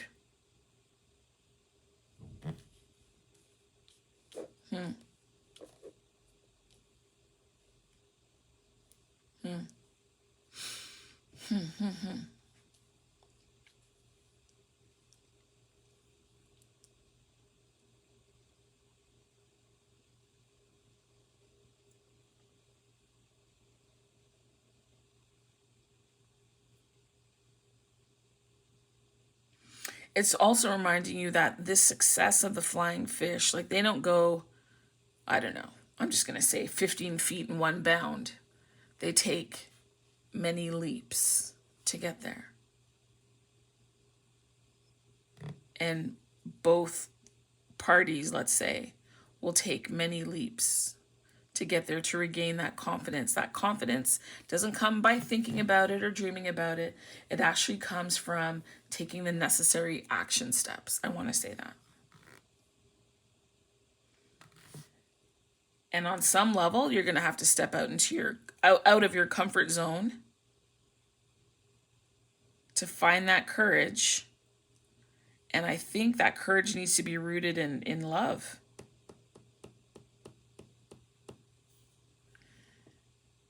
Trusting that you're loved by God. Trusting that God wants your best and highest. Trusting that you're able to get up from the ashes, that phoenix metaphor. And move accordingly. Let's look at what love means in this deck. I don't know where my book. Oh, okay. So this is love.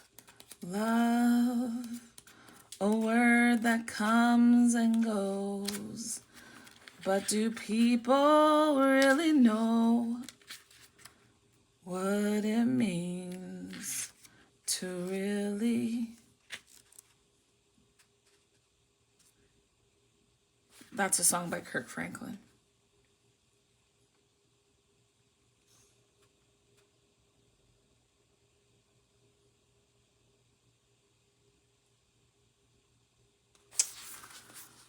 So it says here, love is the fourth finger. So it's this one here that you see me waving. You have the ability to love and to receive love. You have both the great strength and great softness to turn towards love. That is so hard to do after what this energy is. I have to say, it's so, I think that needs to be acknowledged. I honestly feel a lot of readers might just gloss over it. I think we need to sit here and give this the acknowledgement that it deserves, and that how very difficult the situation has. Hey, my phone cut off. It died. So I was talking to you about this card, But how important it is to really acknowledge this. It's been difficult. It's been a difficult ride. And you did the best you could with what you knew, with what you had. Hey, sometimes you didn't always do your best because you didn't always want to. We're not always motivated to do our best by people who have hurt us so deeply. Or we're not motivated to correct something because we're so embarrassed and shameful. Or we don't want to acknowledge it or don't have the capacity or ability to see the wrong that we do within ourselves. I know somebody like that. They wrong you all day long, knowing that they're doing it. They know they're doing it.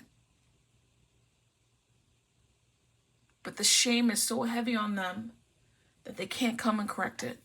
They can't apologize, or the apology is fleeting. The apology is small. Anyway, let's go on.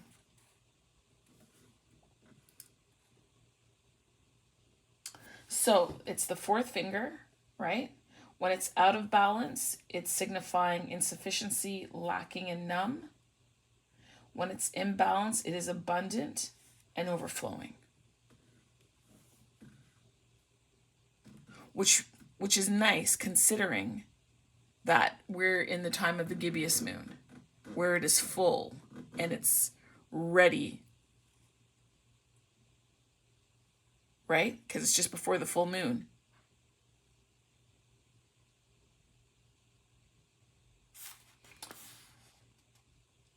You know, it's interesting.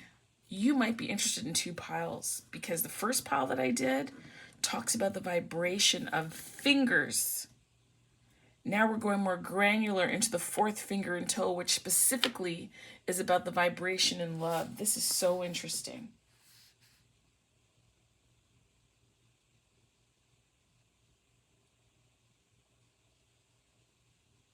It says that the energy flow of each finger and toe is translated vibrationally, right? The distal, which is the tip, has the highest frequency of love from the spiritual realm. The middle bone is about how you conceptualize love and how your love, your gifts, your talents, and abilities. Do you see that? This heartache impacted your talents, your gifts, your abilities. It caused you to question the value of them.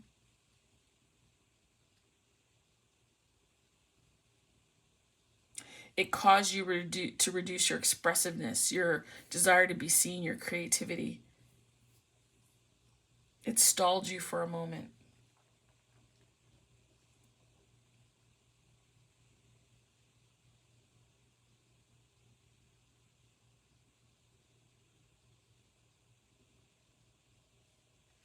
It says here that you have the ability to love on a massive scale with your heart bursting wide open. No matter what has been modeled in your past, no matter your trauma, attachment style, or fear, you have the ability to love and to receive love. You have both the great strength and great softness to turn toward love. And I was saying that this was a very trying situation. Very trying. But the same way you overcame this is the same way you can do this. The depths that you had to go for this is equal to the heights that you can go for this. They say the love of God meets you in the highest place in the deepest, darkest pit of hell. That's your love. Because whatever went down here, what took you to the deep pits of hell? It says to connect with people and plants and animals around you that demonstrate the energy of love. Relationships and community are here to model how love flows, grows, and multiplies, as an infinite source. But they are not source. They're simply a channel for it. You are a channel for love. Divine love is available to you. And it says here to align yourself. So that's the embracing. Align yourself with the highest frequency of love and receive them into yourself. So watch the questions here on this card. How was love demonstrated to me in the past and as a child? Because that has had an impact on this. It says, what have I confused as love before? What have I accepted in place of it? What stories do I hold around love, around deserving, how it flows, how it shows up, and even my availability for it? How does it feel to open myself to the true source frequency of love? How does it feel to even hold that possibility? Again, remember, you are spiritually protected. And in that spiritual protection, you are allowed to expose and expound and give and receive love to the highest highs and the deepest depths. And that this experience is in accord with the universe. It is. Is this blurry? Why is this blurry?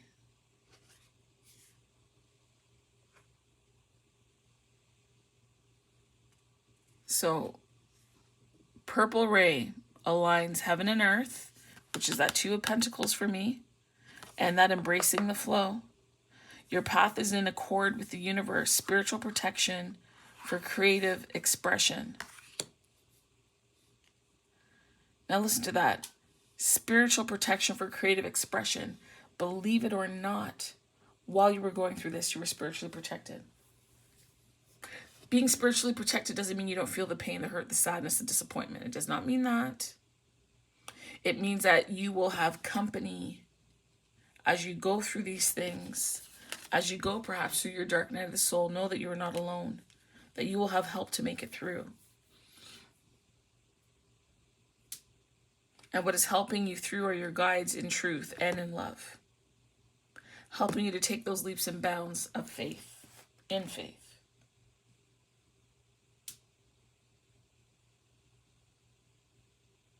And to be a channel for that love to come through, to shine through. Wow. I think that's it. I mean, I think that was, wow, very deep. Profound.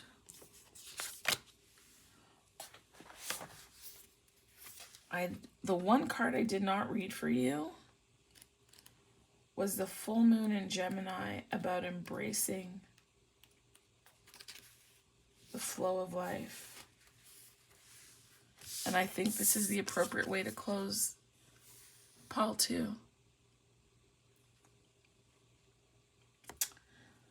It says you have been fast talking lately, or someone trying to fast talk you. Your best bet is to keep quiet. You or someone in the situation needs space. There's a tug of war about worrying about how to solve your issues. Take time and gain perspective. Let life flow, and an attitude of gratitude will be helpful. It's a good time to change your mind about someone or something.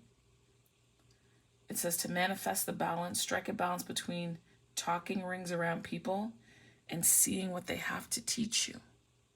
Because this was a teachable moment for all parties involved.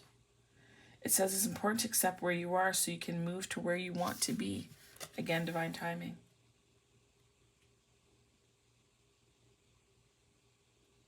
The affirmation here is that I share kind, loving words with the people in my life. That's also meaning that you share kind, loving words with yourself. With yourself.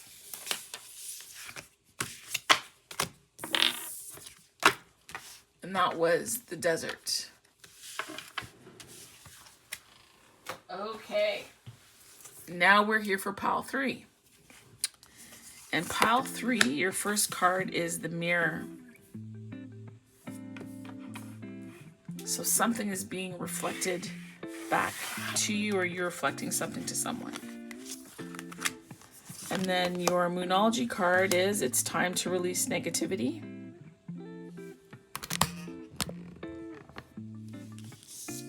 Your manifestation card is release your blocks.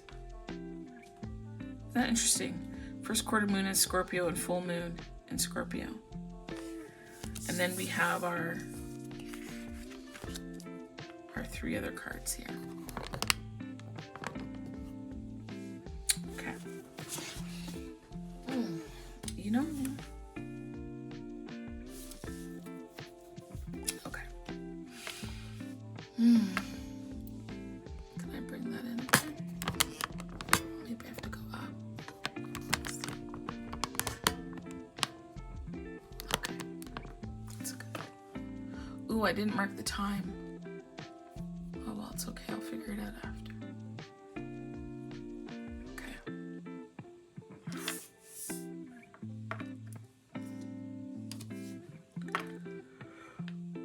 All right, let's see. Your card was the Mirror. So we gotta go LX. What was that? The Mirror. Oops.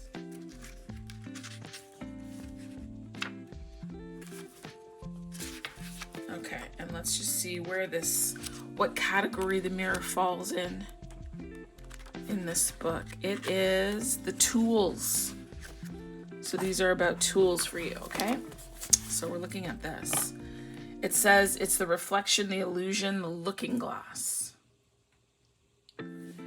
This could be about witnessing your deeper self and pure awareness, or when it is in the untruthful side, it's about comparison, harsh edges, and narcissism. It says here that when you look into the mirror, that we're failing to realize that it is a portal to another realm.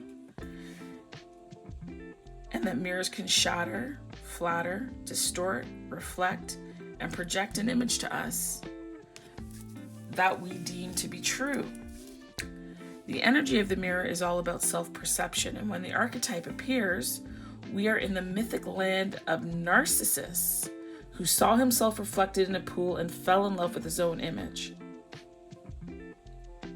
So compelled by his reflection, he could not turn away, a fixation that eventually led to his death. Recognize the power and danger of the mirror. It's a construct, one that may drive a shard between you and your true self. So a shard is a piece of broken glass, right? Broken mirror. The mirror contains trickster energy. Put the phone down, stop with comparisons, and let the mirror stand empty for a while. Rest with the one inside. I feel that there might be a level of deception, but I do want to say there's nothing wrong with loving yourself. You're supposed to love yourself.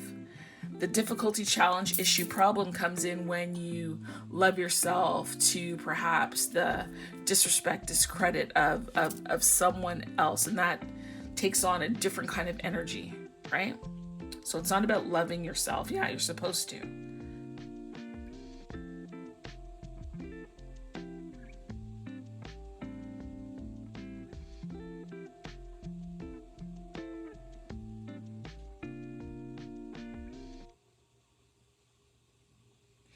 I think this might also have to do with the way in which you deal with yourself and how you see yourself.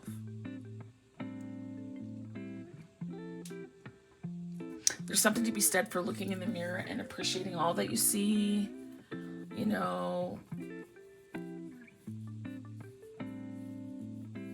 wrinkles, marks, bruises, shape, weight. Really taking the time to see you, to see yourself, who you are.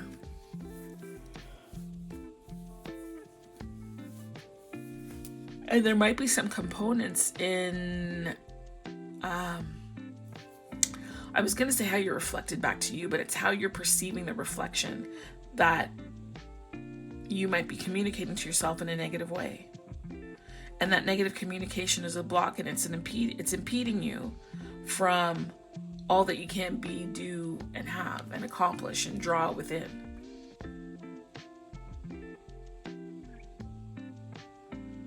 And so what it is you're being called to remove the negativity.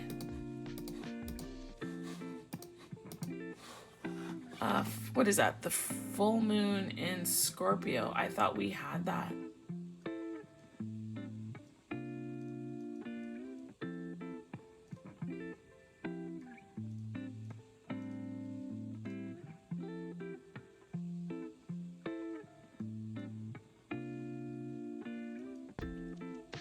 Full moon. Full moon in Scorpio is May 5th. Hold on. May 5th is also an eclipse. 1 second. Make a note. This is pile 3. Let me do it this way, actually.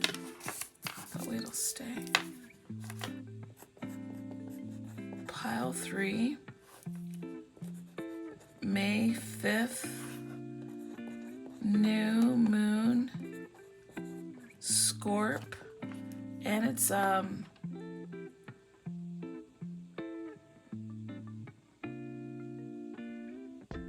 lunar eclipse. Okay. And then the first quarter moon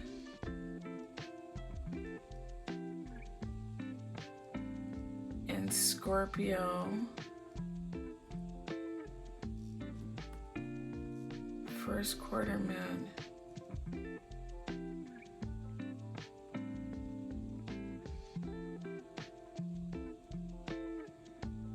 Just bear with me one moment. First quarter moon in Scorpio is July 25th. First quarter. Too many cards on the table. May, June, July.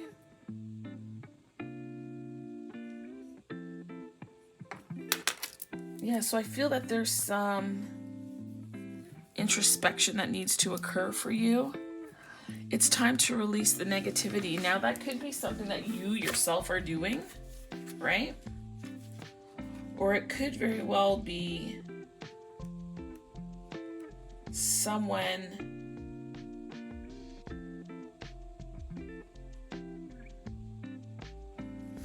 that is in your life.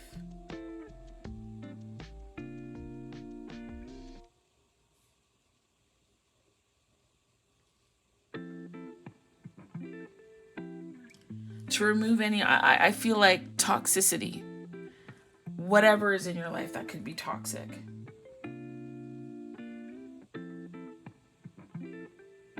Be it addictions, be it people, be it habits, be it friends, acquaintances, family members, co-workers.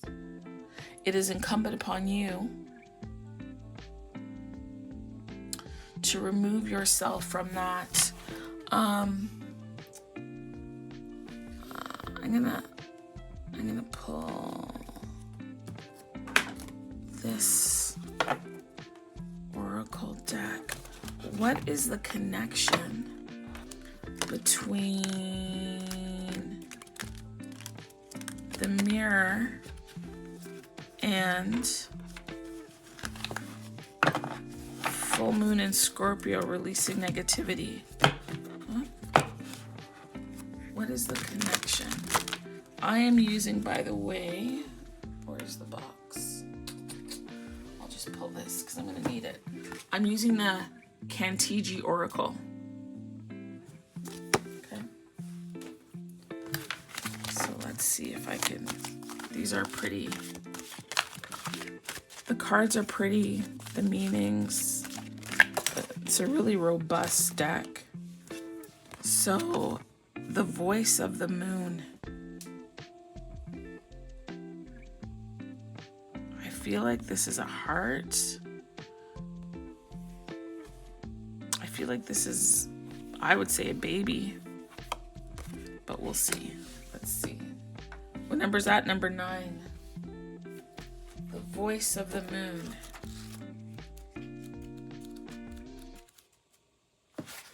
Okay, so it is quite meaty, right? I'm not going to read all of this. I'm just going to pull out the highlights.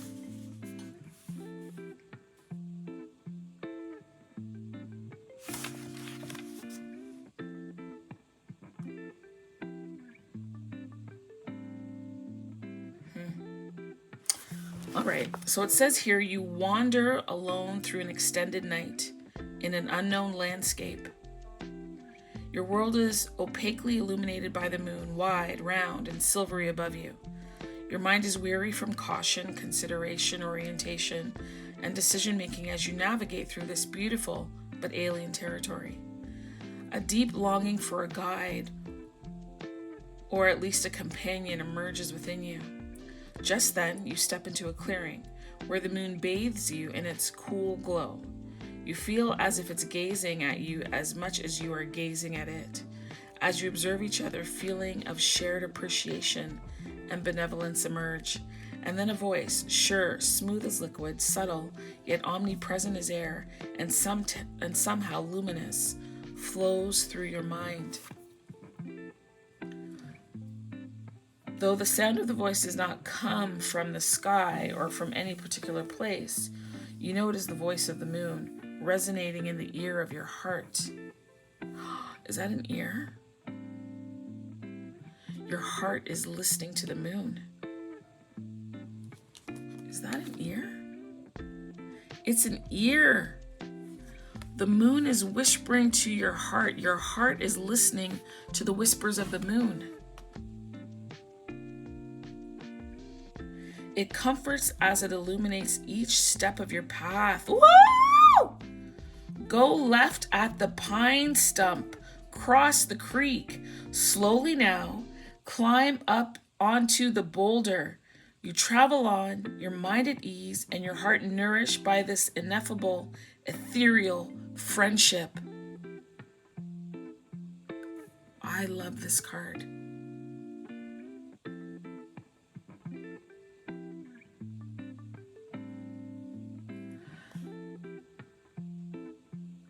This is providing clarity into yourself, into your journey. Remember, oh my gosh, okay. Remember this mirror can be deceptive, right? This mirror can be deceptive.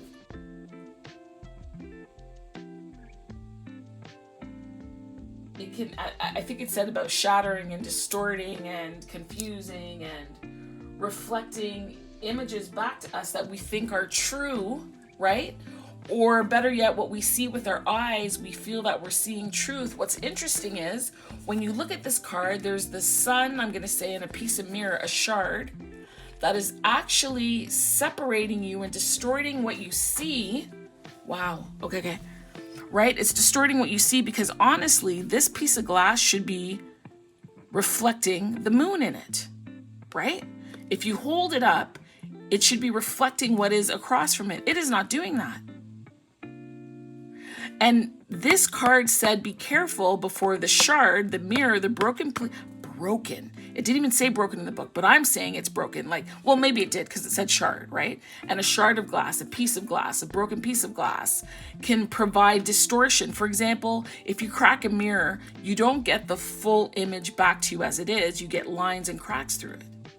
And so what's happening here, this mirror is deceiving you. It is tripping you up from the path you're supposed to be on. So the moon is trying to communicate to you, to yourself, to show you something, to unveil something to you. And because of the mirror, because of the deception of the mirror, you could possibly, or you are off the path you're supposed to be on. And so when our eyes deceive us, right? Listen. I have heard that when you are blind, your other senses kick in, or if you can't speak, your other senses kick in, right? They become heightened. Your heart and your ear are now heightened because your eyes are not seeing what they're supposed to.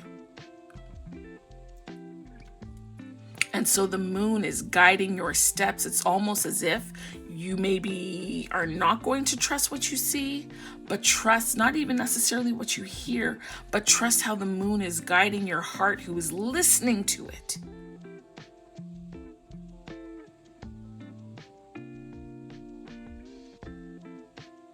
Wow. And even as I look at this part, like this part is much more shadowy. It's not even being reflected. Like this is complete distortion here. Complete distortion. If anything also, it talked about this shard of glass coming between, what was it, yourself and your real self or something like that? And if anything, it is this side of the mirror that more aptly reflects, sorry. Why is it blurry? There we go. Okay. This side of the mirror that is more reflective as to the patterning on the moon. And this glass is interrupting, preventing the ability to see the truth of something. And that is why your heart is listening to the utterings, the guidance, the wisdom of the moon. Oh. And this moon is telling you to release the negativity. It's time. It doesn't serve you. The negativity is distorting your view. It is distorting or giving you, wrong stories, understanding, misinterpretations of what it is that you need to know. Oh. That is gorgeous. So if you have grudges, toxicity, let it go. And you might already be hearing a gnawing about the relationships, the people, the whatever it is that you need to go. Listen, I normally don't say watch this, but if you're watching this one, maybe you need to watch pile 1.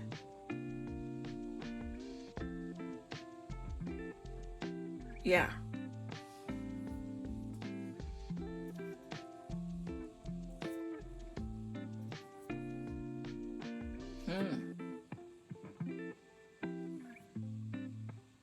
Wow.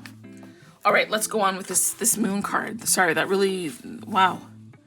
And there's a friendship here. You're cultivating that. This is also, to me, a call to trust your intuition as well, right? So it's a combination of, honestly, like this moon is a metaphor in a way, if you will, about trusting your deeper self, your higher guidance, that wisdom, that knowledge. It's telling you, it's going to guide you. Go left at the pine stump, cross the creek, slowly now. Now climb up, go on to the boulder. It's that quiet whispering, that nudging that we get, that we sometimes question. But the more that you develop it, the more that you... And I'm whispering on purpose, by the way, in case you're thinking there's something wrong with your audio. I'm being the moon. So get your heart and your ear to listen. I want you to practice being more attentive and to hear more, to be clear, right? Take those proddings. Even if they seem nonsensical, you listen. It says here, identify and engage with what you feel deeply connected to in yourself and the world around you in order to resolve vague longings and clarify your true path. Absolutely. It says that the moon is the only celestial body that revolves around the earth.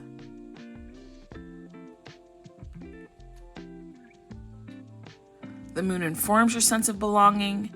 You experience its voice as longings for heartfelt, experiential, earthly, human connection.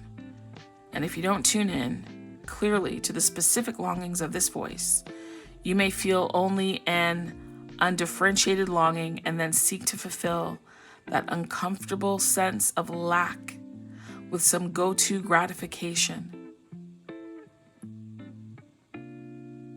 which draw you away from your true path. And then you end up feeling like you've lost your sense of direction.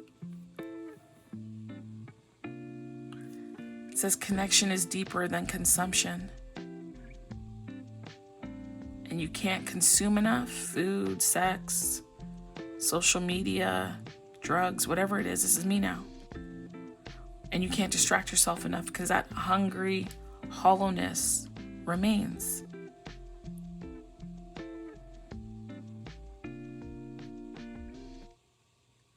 It says when this archetype is drawn, you will benefit from transforming longings into a sense of belonging.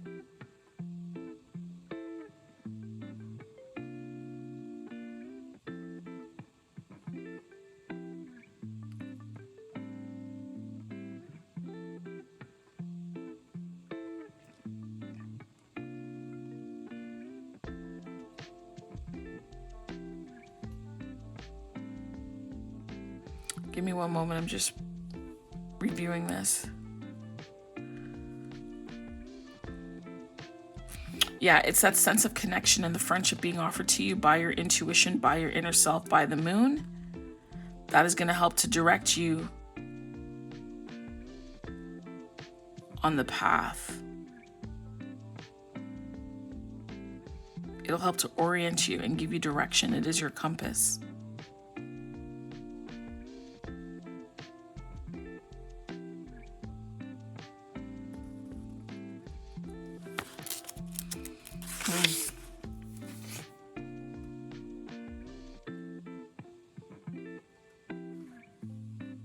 Oh. Is this dying? I hope not. I felt like the lighting changed. Okay.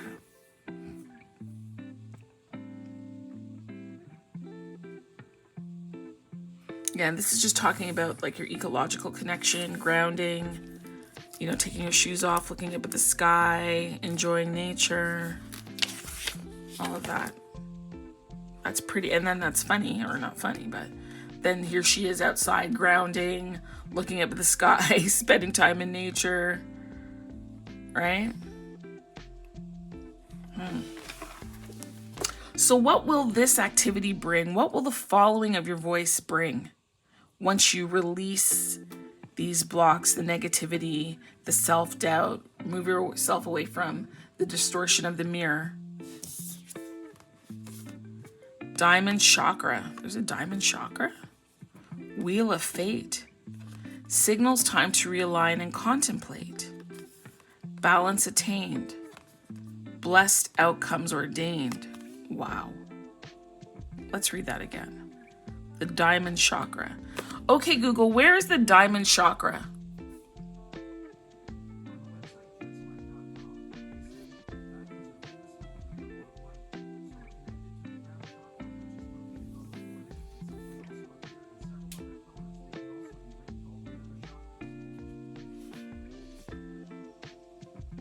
Well, primarily the diamond chakra, he just said, is linked to the crown chakra, but because diamonds can come in all sorts of colors, they're linked to all the chakras.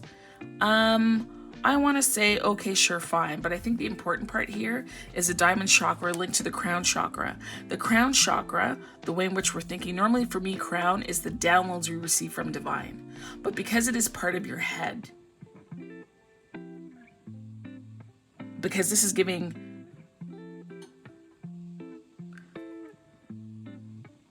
it's funny, I was about to say that the negativity was more mental, cerebral, but those could be negative emotions, negative patterns, negative ways of being. So your assignment is to look and see what activities you're participating in, what thought processes, what patterns you have that are negative and not beneficial to you, that actually harm you, and to look at perhaps why you do that, or to start trying to find ways to remove them.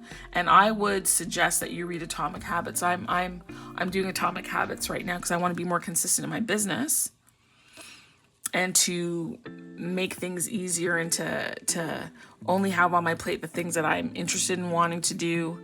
And the Atomic Habits helps for you to learn how to layer, right? How to layer habits that are helpful to you. So take a look at that. Take a look at that, releasing negativity and releasing the blocks, because I believe those two are linked.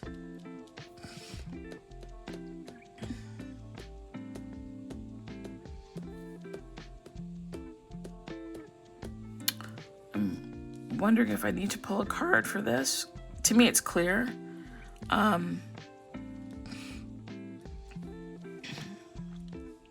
love that. And what's interesting though with this mirror, like diamonds are faceted, right? There's different faces of the diamond, and it gives different reflections as well.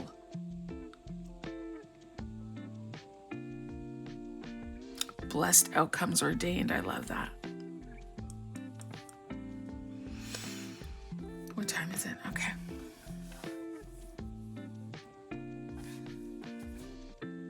Just looking to see if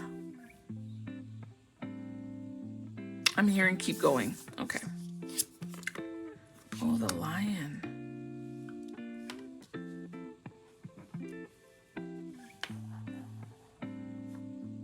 The lion. Interesting. Hey! That the lion would come out. It's a full moon in Leo. Sometimes I forget, like, what I'm reading for. And then I get like, oh yeah. Okay, lion. Where's the lion?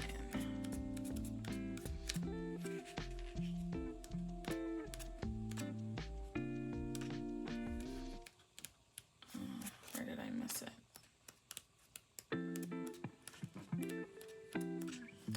Okay, so a lion, what is that going to be? Part of fire. So a lion is fire, okay? And so in this book,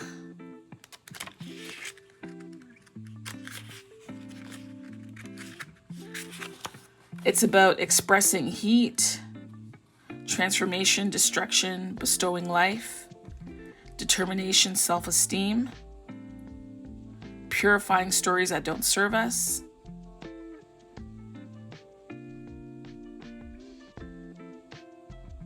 amplification. Ooh. This lion is about justice. Now, when balanced, it's going to prevail for justice and a willingness to speak up. Part of your releasing of these blocks and the negativity is about you using your voice. Just understand that.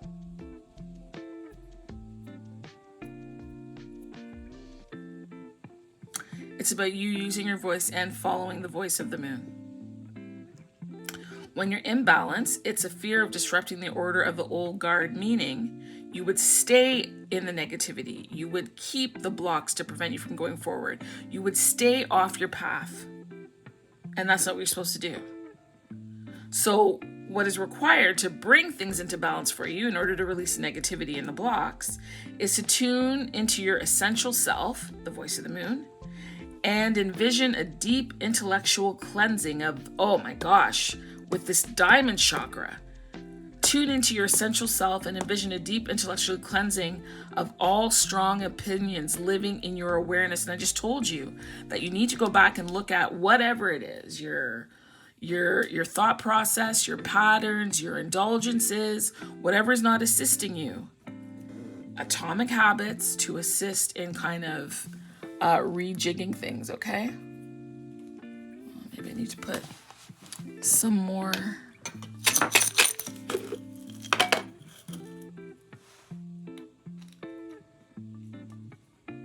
Put some more frankincense on the burner.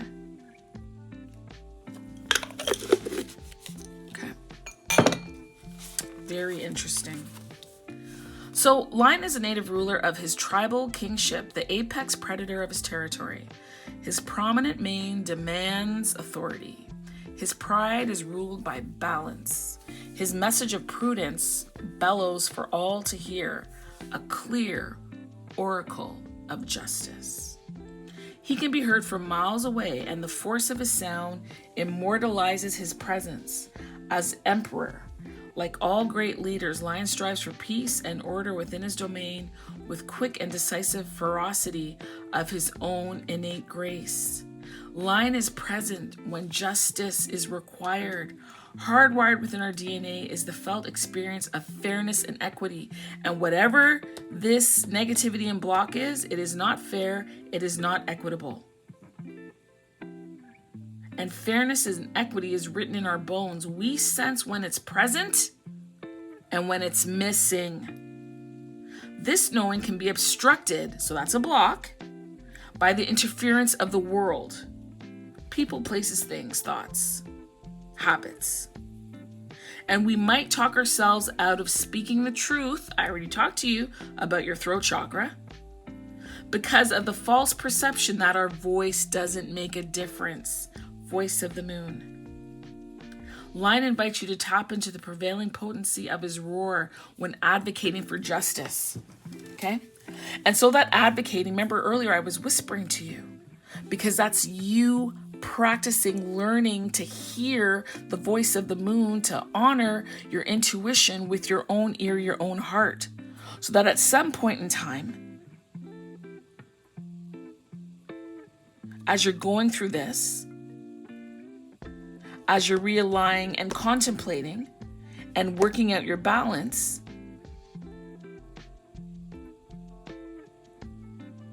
is because your voice is ordained. There's blessing in your voice. There's blessing in you speaking up and being heard. Fairness and equity. And by you doing this, you're going to show someone else how to do it.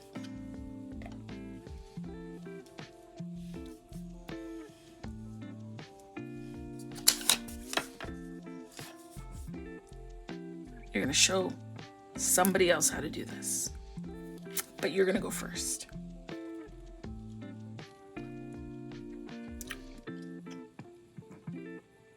I love that.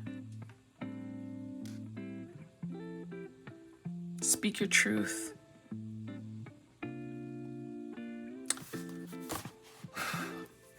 Speak your truth. Speak what you need. Speak what you don't like. And there's a way to honor yourself. You don't have to cuss and carry on. You don't have to do that. You know what? I'm not comfortable with the situation, or for quite some time, I have felt this, and it's really important for me to honor myself and respect my feelings. You can explain, or honey, you can choose just to say no, eh? That works too. What's this? Giving. Ooh, with your right hand. And all of these are right hands. Hold on. Giving. Yeah, these are all right hands because one person is on this side, the other's on this side. So they're all giving, giving, giving. I say that because of the position of the thumb. So someone is giving from this side. This person is giving from this side. And then this person is giving from this side. I say giving, giving, giving, but in the giving there is also receiving, right?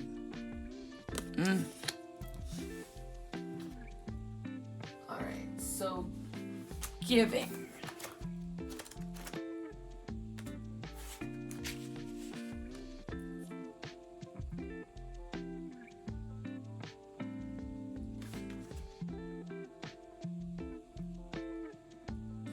Okay. So this was about transformation. When you release your blocks and release negativity, there's also transformation, but there's a quickening here. There's an ordained authority. I want to go back for 1 second. Time to release negativity. Yep. Move from living fearfully to living joyfully. Grudges are toxic.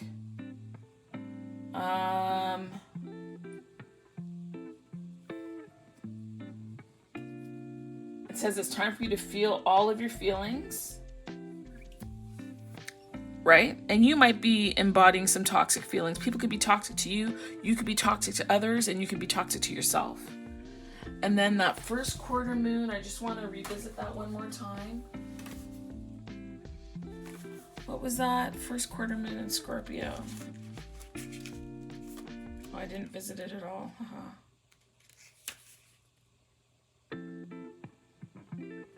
Yeah, it's saying don't get stuck in one idea and refuse to budge.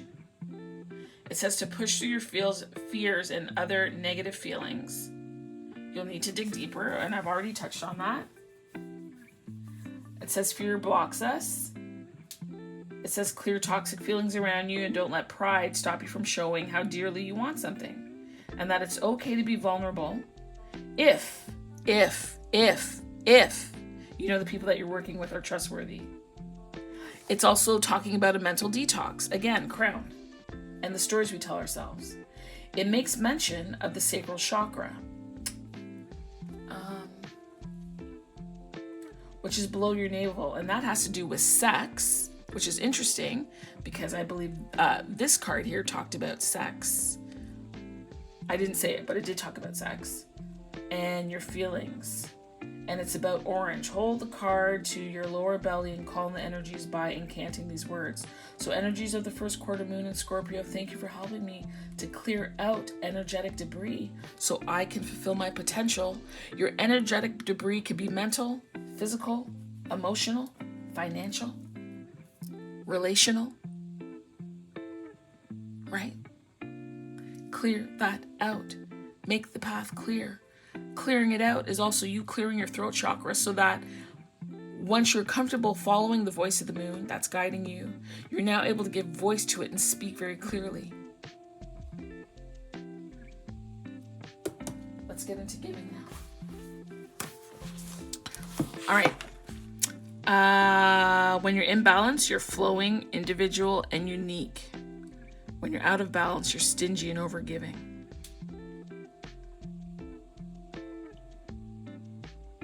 It says here, you are here to give generously and to feel pleasure in the very essence of being a human who can transform the world. You know, it's funny. Every single reading out of this pick-a-pile, I just got to say, had to do with the hands. The first one was fingers, which was, I think, attunement. The second one was love, which was the fourth finger. And this one is giving, which is the hand. That's so interesting to me. And this giving, you're giving the negativity, you're giving the blocks, give it to the earth, or give it back to who it belongs to. There's that grounding again. It's that realignment, it's that balancing.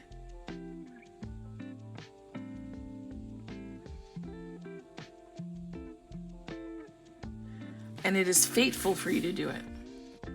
It says here that the energy in the right hand is designed to flow and flow fast, giving your gifts to the world.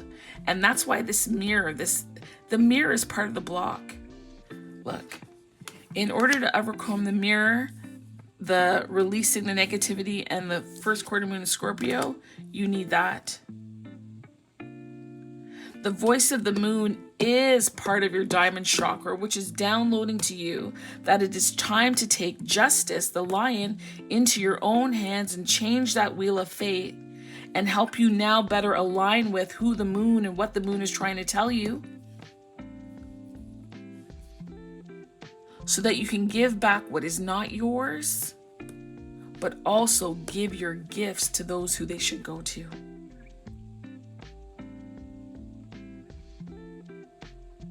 It says we each have gifts. You have innate talents, abilities, and genius to bring to the world in only the way that you can. And you restrict your gifts when you hold on to them tightly, or you control the way you let others see them, or you dishonor yourself or those around you, or people around you dishonor you and your gifts. The same is true when you give from a depleted state out of coercion, being forced, guilted, bullied, guilt or shame. You're to honor your gifts from a place of what? Alignment, balance. The way you give them is what will spark the change, the transformation. It will ignite revolutions and create space for everyone to flow their gifts in the same way. I told you, you're going first. You're setting the example. This will come from a place of worthiness, pride, powerfully, lovingly, and pleasurably, a wanting to. This is also about being proud of who you are.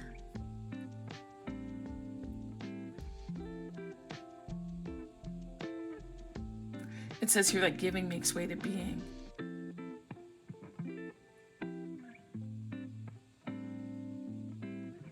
And what you're giving, because you would have learned it, is inherent worthiness. Worthiness.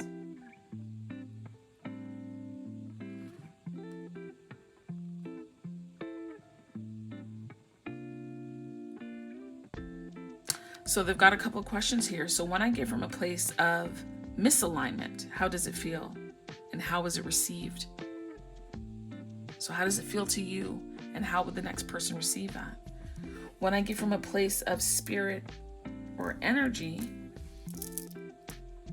of alignment, how does it feel and how is that received?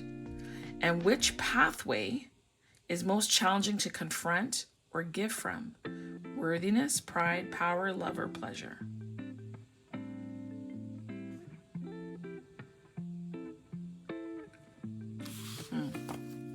Very interesting. I'll be back. I need something to drink. My mouth is really dry.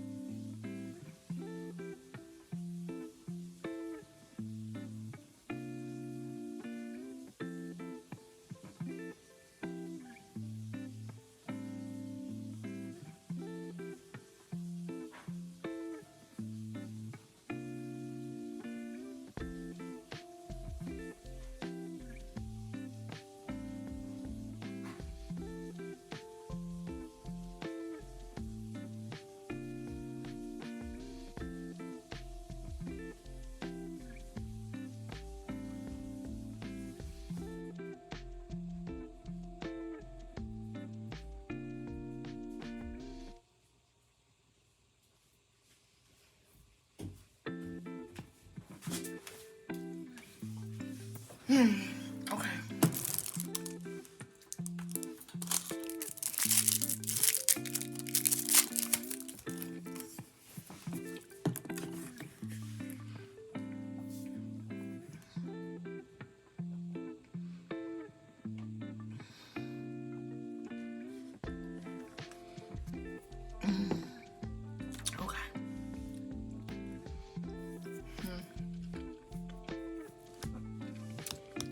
About to use this stack. Okay.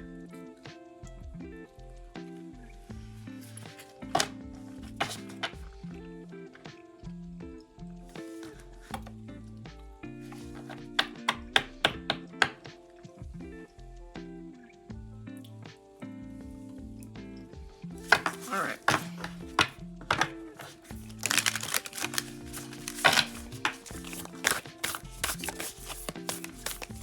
Like there's so much beautiful transformation here, like going from kind of almost like being asleep or misguided to an awakening, a realization,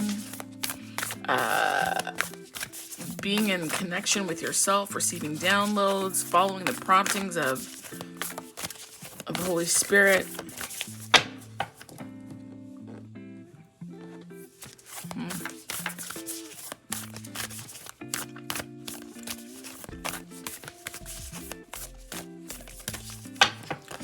What else is awaiting here?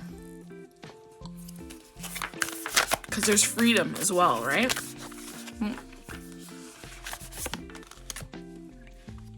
Devotion unites me with the infinite. And these are like all the chakras. Like it's like full alignment. Was it this card? Hold on, let me just think.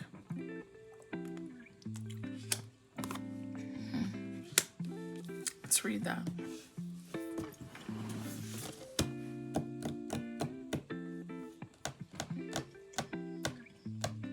Where's that book?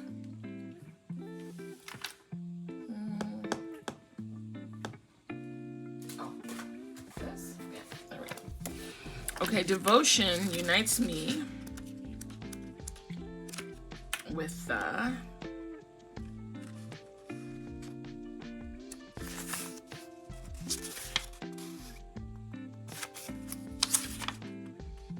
okay, this is about activation. So page 142.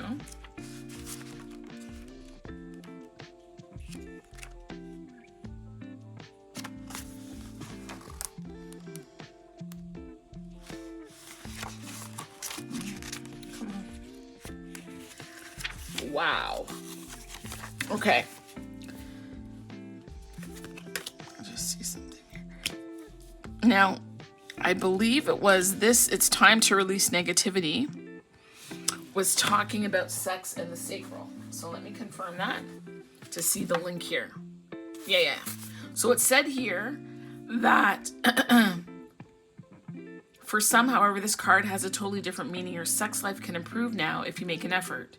Use your magic. You have all you need inside to bring about your desired result. Right? So this card about devotion unites me with the infinite is talking about the alignment of all the chakras, but it's also making mention of the Kundalini. So when we're talking about activate here, this has to do with the rainbow. So it's saying it's a primal force. It's a spark of creation that is at the core of our being. Kundalini is Sanskrit for the word coiled serpent, because it's visualized as a spiral of energy at the center of the root chakra, which is the first chakra. And it's considered to be sleeping a lot of the time, which is interesting because I alluded to the fact that you've been sleeping or quiet or dormant and you're being awoken so that you can follow this path.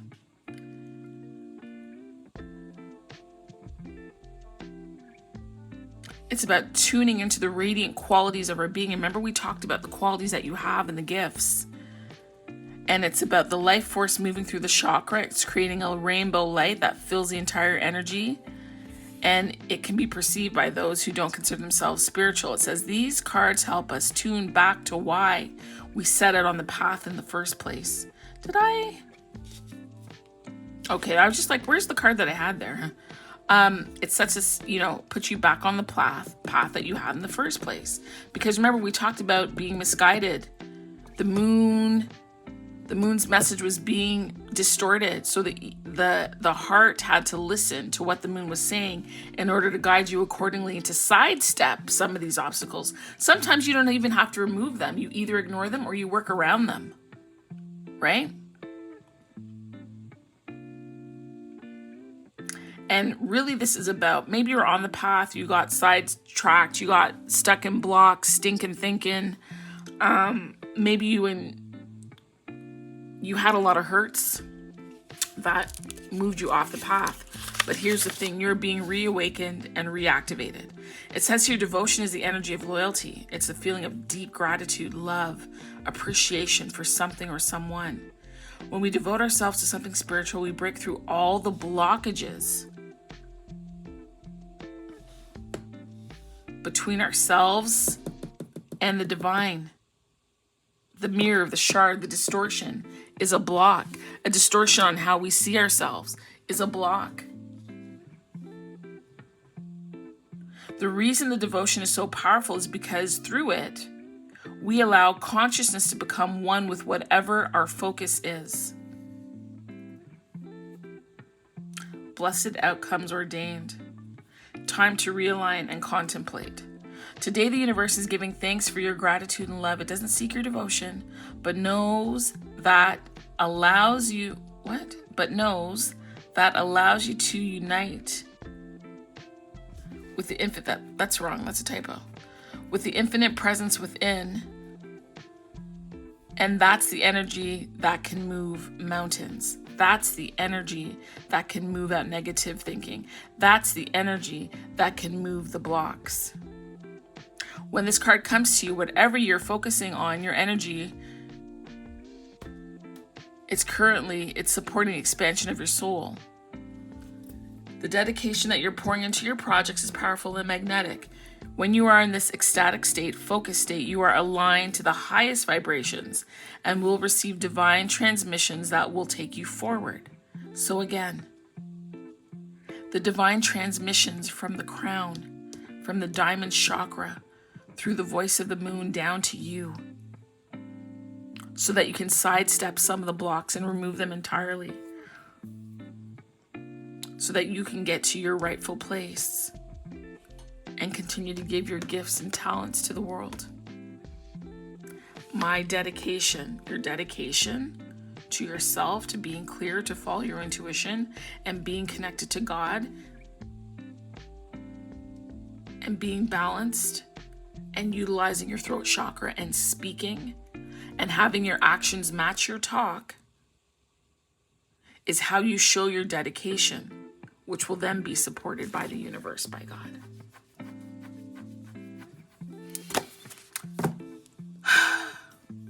I don't think there's anything else that I need to pull for this. I hope that you enjoyed the reading. I do. I hope this, can you tell me how it resonated with you, for you? What stood out to you? I'd really appreciate that. I thank you so much for allowing me to read for you, to be here, to share this time together. It means a lot. Thank you so much. Please be sure to check out my previous videos, your comments, if you feel so inclined, even a smiley face, an exclamation point, even just a period. All of that helps these messages get out more. So thank you so much. Thank you so much. Take care. Until next time, love is patient, and remember, be blessed and be a blessing.